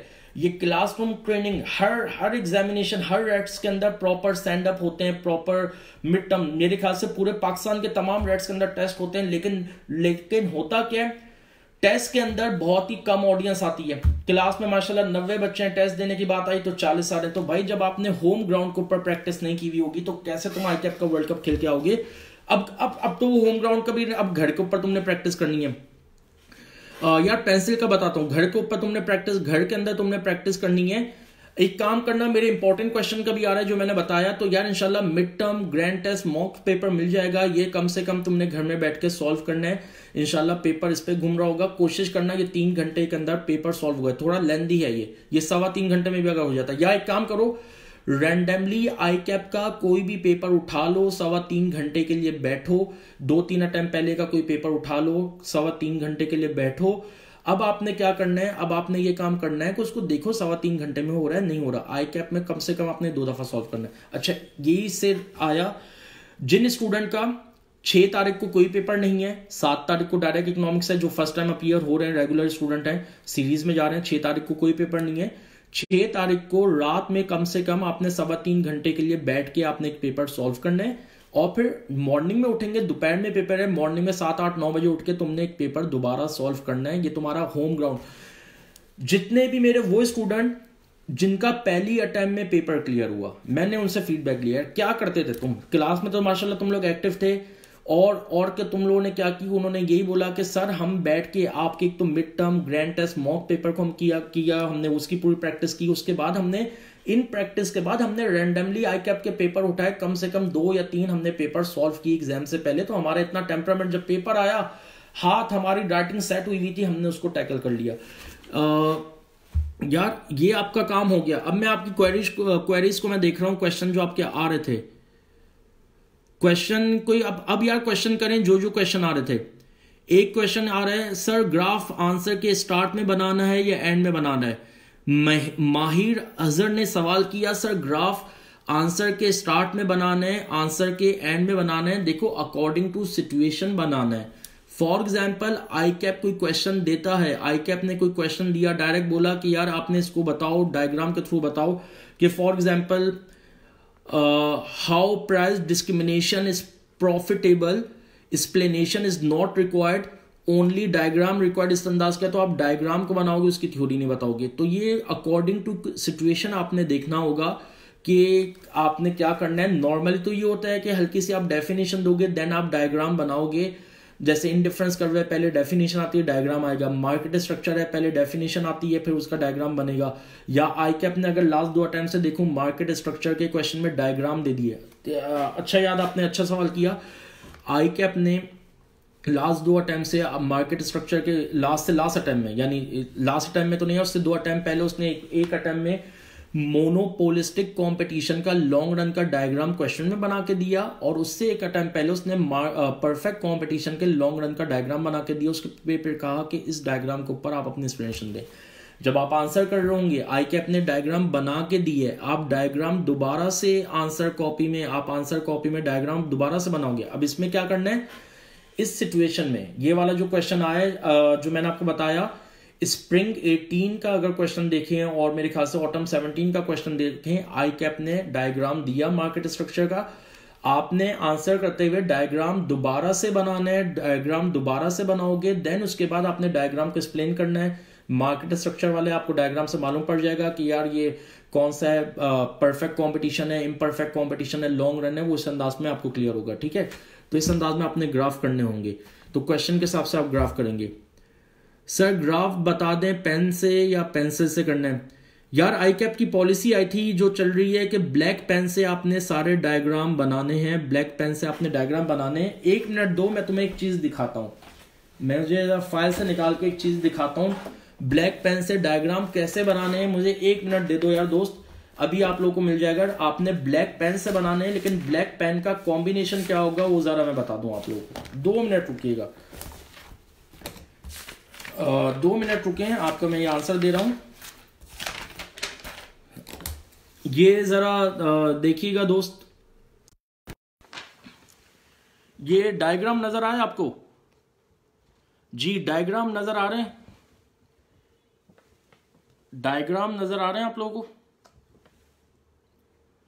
देखें ब्लैक पेन से ही बनाए, लेकिन क्लियर आप देखें किस अंदाज में किया, ब्लैक पेन का इस्तेमाल किस अंदाज में किया है, ये जरा मैं आप लोगों को बताता हूं। जरा आप लोगों को मार्केट स्ट्रक्चर का भी बता दूं कि ये देखो ये डायग्राम, यार जरा पानी गिर गया था, ये मैंने इनकम इफेक्ट का when both goods are normal का मैंने डायग्राम बनाया हुआ है। देन उसके बाद ये प्राइस इफेक्ट का हमारा डायग्राम बना हुआ है, सब्स्टिट्यूट गुड का, ये आपको नजर आ रहा होगा। अकेला हूं, कोई नहीं है, वरना कोई पकड़ लेता जी। ठीक है, मैंने ब्लैक पेन से लगाया, लेकिन समझ में आ रहा है? ठीक है, अब जरा सुनो यार, बड़ा बेहतरीन क्वेश्चन कर दिया तुमने, मेरे दिमाग में नहीं था, अच्छा हुआ ये कर लिया। अब देखो क्या है, चले आए दोबारा, क्या करना है देखें। ब्लैक पेन, आई कैप ने बोला ब्लैक पेन आपने इस्तेमाल करना है, डायग्राम भी आपने उससे बनाना है, लेकिन ब्लैक पेन में उसने कोई ये नहीं बोला कि यार तुमने ब्लैक पॉइंटर करना है, ब्लैक बॉल पेन करना है या ब्लैक मार्कर करना है। तो अब तुमने 3 मार्कर लेना है। मैं अपने क्लासरूम में कलर से डायग्राम बनवाता हूँ, डिफरेंट कलर का इस्तेमाल करता हूँ, लेकिन एग्जाम से पहले उनको मैं ये बता देता हूँ किस अंदाज में करना है। तुम्हारी नॉर्मली जो क्लासरूम के अंदर पेंसिल थी, अब तुम्हारा वो ब्लैक पेन या पॉइंटर होगा। अगर तुम ब्लैक बॉल पेन से करते हो, जो तुम क्लास में पेंसिल से काम करते थे, वो तुम्हारा ब्लैक पॉइंटर होगा या black ball pen. For example आप लोग बॉल पेन से लिखते हैं, ब्लैक बॉल पेन आपकी पेंसिल है। उसके ऊपर जब मैं इनकम इफेक्ट की बात करता हूं, इनकम इफेक्ट में जो आपने अपनी वर्किंग करनी है, फॉर एग्जाम्पल जो भी आपकी वर्किंग होगी, फॉर एग्जाम्पल आपकी जो भी वर्किंग हो रही है, लेट अस सपोज कि आपने क्या करते हैं, जो भी आपकी वर्किंग हो रही है, आपने अब जो उसकी वर्किंग करनी, पहला आपने व्हाइट, आपकी जो पेंसिल होती थी वो आपका ब्लैक बॉल पेन हो गया। अब आपने उसके इनकम इफेक्ट की नई बजट लाइन बनानी है, आपका ब्लैक पॉइंटर हो गया, यानी जो आपने उसके ऊपर इनकम, दोनों गुड्स नॉर्मल हैं, इनकम इंक्रीज हो रही है, ब्लैक पॉइंटर से आपने शो किया। देन उसके बाद आपने क्या करना है, देन उसके बाद आपने ये काम करना है कि वो जो आपने आईसीसी का कर्व बनाना है वो आपने मार्कर से कर लिए। मार्कर को ये परमानेंट मार्कर नहीं ले लेना तुम लोग, जो कार्टन के ऊपर बंदा सफर के लिए जाता है, ये तुमने टेम्पो का 12-15 रुपए का मार्कर आता है। दोबारा दिखा रहा हूं डायग्राम, तुम लोगों को डायग्राम में दोबारा दिखा रहा हूं, ये जरा देखना, 1 मिनट रुको।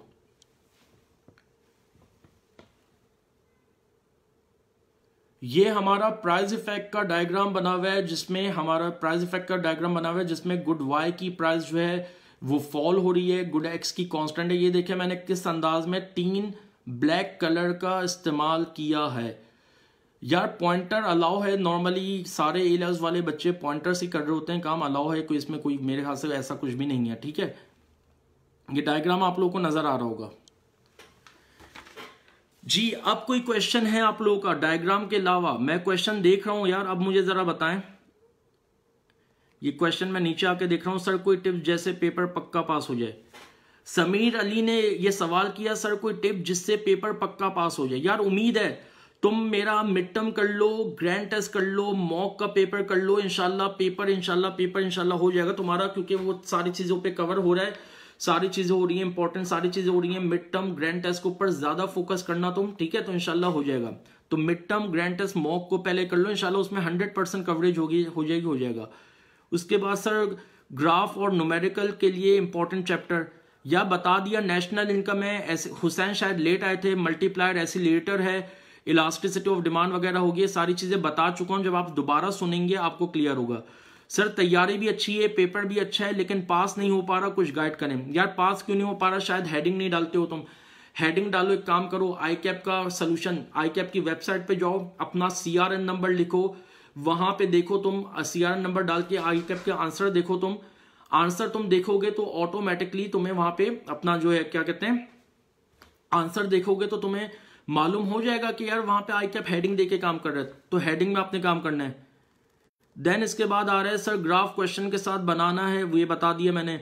Sir pointer and ball pen use करने से इशू तो नहीं होगा फॉर ग्राफ्स? यार अच्छी क्वालिटी का पेपर होता है, कोई इंशाल्लाह इशू नहीं होगा। आई कैप की आंसर कॉपी अच्छी क्वालिटी का होता है। Sir sequence to device first micro या माइक्रो, यार ये मैं बता चुका हूं, जो भी करना है आप उसके हिसाब से कर लेंगे, ऑलरेडी आ चुका है। यार इंपॉर्टेंट क्वेश्चन सर दोबारा बता दें यार, अभी मैं ये शेयर करूंगा तो ये हमारे उस पर आ जाएगी, रिकॉर्ड हो जाएगी, तो फिर आप वहां से दोबारा देख लेंगे इसको। देन उसके बाद आपने अपना सर इलास्टिसिटी वाले MCQs में प्रॉब्लम होती है, उसकी कोई ट्रिक बता दें? यार प्रैक्टिस करेंगे। अब आप एक काम करें, एक चीज तो ये कर लें कि भाई मेरा व्हाट्सएप नंबर नोट करें, 0321215590। यार कोई स्टूडेंट मेरा नंबर यहां पे लिख भी दे, मैं इस वक्त अकेला बैठा हुआ हूं और पहले एक्सपीरियंस है, कोई स्टूडेंट मेरा नंबर लिख भी दे ताकि व्हाट्सएप पे मेरे पास आप लोग आ जाओ, ये मैं आपकी फिर वॉइस मैसेज पे आपको आंसर देता रहूंगा। क्योंकि अभी एक और टीचर का भी सेशन स्टार्ट होना है जी, ये एक नंबर, ये मेरा ही नंबर है 0321215590, ये नंबर व्हाट्सएप पे, इस पे मैं अवेलेबल हूं। मैं 7 तारीख तक आप लोगों के साथ हूं, 7 तारीख तक आप लोगों को मैं क्वेरी के आंसर देता रहूंगा। ये हुनैन शायद ने बड़ा बेहतरीन क्वेश्चन किया, सर ग्राफ को किस तरह एक्सप्लेन करना है? इंपॉर्टेंट बड़ा बेहतरीन क्वेश्चन कर दिया दोस्त, तुमने दिमाग में नहीं रहा था, अच्छा हुआ कर लिया। या तुमने ग्राफ के ऊपर फोकस करना है। स्टूडेंट क्या करते हैं, ग्राफ की एक्सप्लेनेशन का रट्टा लगाते हैं, 2-2 घंटे ग्राफ की एक्सप्लेनेशन का रट्टा लगाते हैं, 2-2 पेजेस की एक्सप्लेनेशन लिख के आते हैं, 12 लाइनों की 15-20 लाइनों की एक्सप्लेनेशन लिख के आते हैं। यार आई कैप में ऐसा नहीं करना। ग्राफ अगर तुम्हारा गलत है, एक्सप्लेनेशन के 0 मार्क्स मिलेंगे। ग्राफ मेन फोकस है, एग्जामिनर हमेशा माइक्रो में तुम्हारे ग्राफ्स पहले देखते हैं, ग्राफ्स तुम्हारे सही होंगे, एक्सप्लेनेशन आपने हार्डली 4-5 लाइनों की लिखनी है, 6 लाइनों की लिखनी है। ग्राफ तुम्हारे अच्छे होंगे, तुमने 4-5 या 6 लाइनों की तुमने एक्सप्लेनेशन करनी है, इससे ज्यादा की एक्सप्लेनेशन तुमने नहीं करनी। ग्राफ तुम्हारा गलत हो गया, तुमने रट्टा लगाया था, 2 पेजेस की तुमने एक्सप्लेनेशन लिख दी, एग्जामिनर तुम्हारी एक्सप्लेनेशन नहीं देखेगा। मैं एग्जामिनर हूं, मैंने जब तुम्हारा डायग्राम देखा, तुम्हारा डायग्राम गलत है, मैं तो ये अज्यूम करूंगा या तुम्हारी एक्सप्लेनेशन भी गलत है। तो तुमने जो है डायग्राम सही बनाना है, डायग्राम की प्रैक्टिस करनी है। एक इंपॉर्टेंट चीज याद आई कि भाई जब तुम डायग्राम बनाओगे, डायग्राम में मार्केट स्ट्रक्चर के एक गलती स्टूडेंट करता है, जहां पे MC=MR होता है, वहां से लाइन लेके जानी है। जरा दिखा दूं यहां पे, एक नजर देखना, जरा एक नजर देखिएगा। ये देखो, ये हमारा बना हुआ है, ये हमारा इम्परफेक्ट कंपटीशन का एक सब नॉर्मल प्रॉफिट का डायग्राम बना हुआ है। स्टूडेंट डायग्राम बिल्कुल सही बनाता है, उसके बाद लाइन वो कहीं गलत ले जाता है। ये देखो, जहां पे MC=MR हो रहा है, यहां से तुमने लाइन, जहां पे ये MC=MR हो रहा है, यहां से तुम लाइन लेके आओगे। स्टूडेंट क्या करता है, स्टूडेंट लाइन लेके जाता है, स्टूडेंट लाइन यहां से ले आता है, यहां से ले आता है, एग्जामिनर गलत कर देगा। जहां पे MC=MR होता है, यहां से तुमने लाइन लेके जानी है। इसी तरह परफेक्ट कंपटीशन का तुमने डायग्राम बनाया, स्टूडेंट लाइन कहां से ले आया, यहां से लाइन लेके आ गया, लाइन तुमने यहां से लेके जानी, ये तुम लाइन लेके जाओगे, ये तुम्हारी लाइन बननी है, ठीक है। तो ये इसके ऊपर फोकस करिएगा। डिफरेंस वाले क्वेश्चन बता दें, how to write them, column wise करना है, क्या करना है? यार डिफरेंस इसमें देखें क्या करना है, डिफरेंस वाले लाजमी नहीं है। बचपन में वो होता था, डिफरेंशिएट आता था, हम कॉलम बनाते थे, इस अंदाज का कोई भी नहीं। यार 1 मिनट रुकिएगा, डिफरेंस आता था, हम कॉलम बनाते थे कि कॉलम के हिसाब से हमने काम करना है।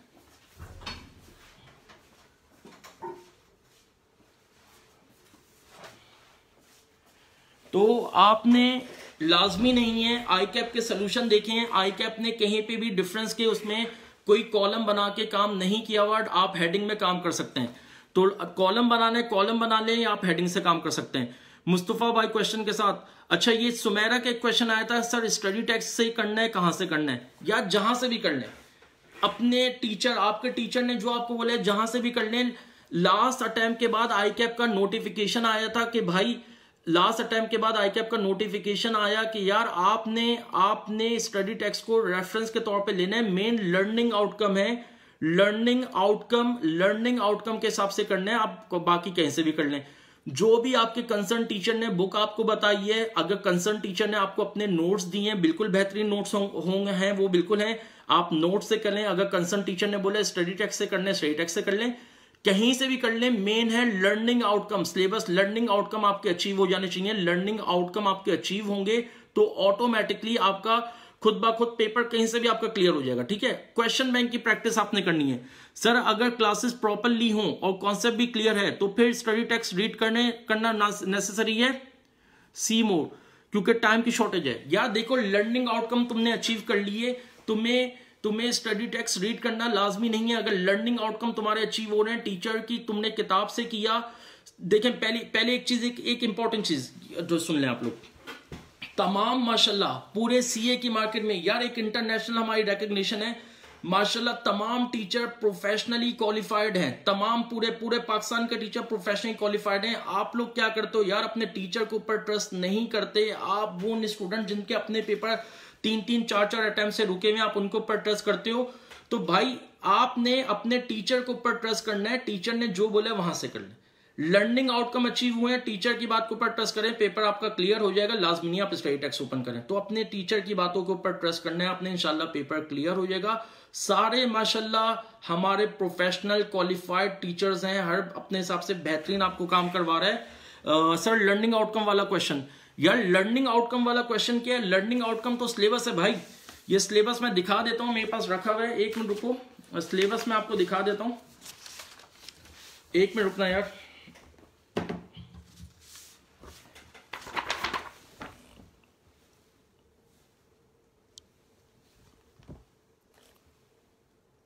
ये नजर आ रहा होगा, ये हमारा जो सिलेबस है, ये लर्निंग आउट, इसके बाद मैं अगर आऊं, ये लर्निंग आउटकम है, यूटिलिटी एनालिसिस LO 2.5.1, ये लर्निंग आउटकम है। स्टडी टेक्स्ट का जो कंटेंट है वहां पे लर्निंग आउटकम गिवन है, तो ये आपने लर्निंग आउटकम अचीव करना है, कहीं से भी कर लें। सर अगर क्लासेस प्रॉपरली हों और कॉन्सेप्ट भी क्लियर है तो फिर स्टडी टेक्स्ट, ये मैंने आंसर दे दिया। कोई और क्वेश्चन? मुस्तफा भाई के ऑलरेडी बता चुके हैं जी। कोई और क्वेश्चन है तो पूछें, मैं वरना अपनी वीडियो को थोड़ा करूं, क्योंकि मेरे ख्याल से एक और हमारे टीचर हैं सर हसन, उनका भी सेशन स्टार्ट होने वाला है, तो उनको मौका मिले। अगर आप बोलते हैं या कोई और क्वेश्चन है तो फटाफट इसको कर लें जी। यार कोई और क्वेश्चन है तो जरा कर लें आप लोग जी। परफेक्ट है, कोई और क्वेश्चन है? अच्छा, एक सवाल ये आया था कि सर लर्निंग आउटकम में नहीं है, स्टडी टेक्स्ट में क्वेश्चन है। यार आई कैप की वेबसाइट पे देखें, आई कैप ने बीच में नोटिफिकेशन दिया था कि यार एक चीज जो कि बहुत पहले की बात है, अपने एक नोटिफिकेशन दिया था, वो चीज जो आपके लर्निंग आउटकम में है नहीं है, स्टडी टेक्स्ट के अंदर है, उसको रहने दें। ठीक है, वो चीज अब दोबारा सुन लें। आई कैप का नोटिफिकेशन आया था कि लर्निंग आउटकम में जो टॉपिक नहीं है स्टडी टेक्स्ट में, उसका लिंकेज है, उसको रहने दें। या मिड टर्म ग्रैंड टेस्ट आपको मिल जाएगा। सर हाफ अटेम्प्टेड क्वेश्चन के मार्क्स मिलते हैं, या जो आपने हाफ अटेम्प्ट किया है उसका जो सही पार्ट किया होगा उसके मार्क्स आपको बिल्कुल मिलेंगे। तो लर्निंग आउटकम के हिसाब से होता है। सर आप इंपॉर्टेंट टॉपिक रिपीट कर दें। यार वीडियो अभी जाएगी, मैं शेयर कर रहा हूं, इसके बाद आपको वहां से मिल जाएगी, उसको सुनिएगा जी। सर 6 को जिनका पेपर है वो कैसे? यार ये ऑलरेडी मैं बता चुका हूं, 6 को जिनका पेपर है शाम में वो हल्का सा एक पेपर सॉल्व कर लें और हल्का फुल्का रिवीजन करें। कैलकुलेशन आप लोग करेंगे, कैलकुलेशन की प्रैक्टिस कर लें, डायग्राम की प्रैक्टिस करें, और आई कैप का कोई भी रैंडमली पेपर कर लीजिएगा। सर एमसीक्यूज के लिए अब ना पास पेपर कर लें, हाँ ये कर लें, आई कैप के अगर टाइम है आपके पास, आप आई कैप के पास पेपर कर लें, आई कैप के पास पेपर उसका सोल्यूशन भी अवेलेबल है, आप वो कर लें, या क्वेश्चन बैंक के एमसीक्यूज आप कर लें। जी कोई और सवाल?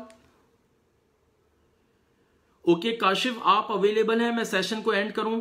काशिफ अगर आप मुझे बताएं, सेशन एंड कर दूं?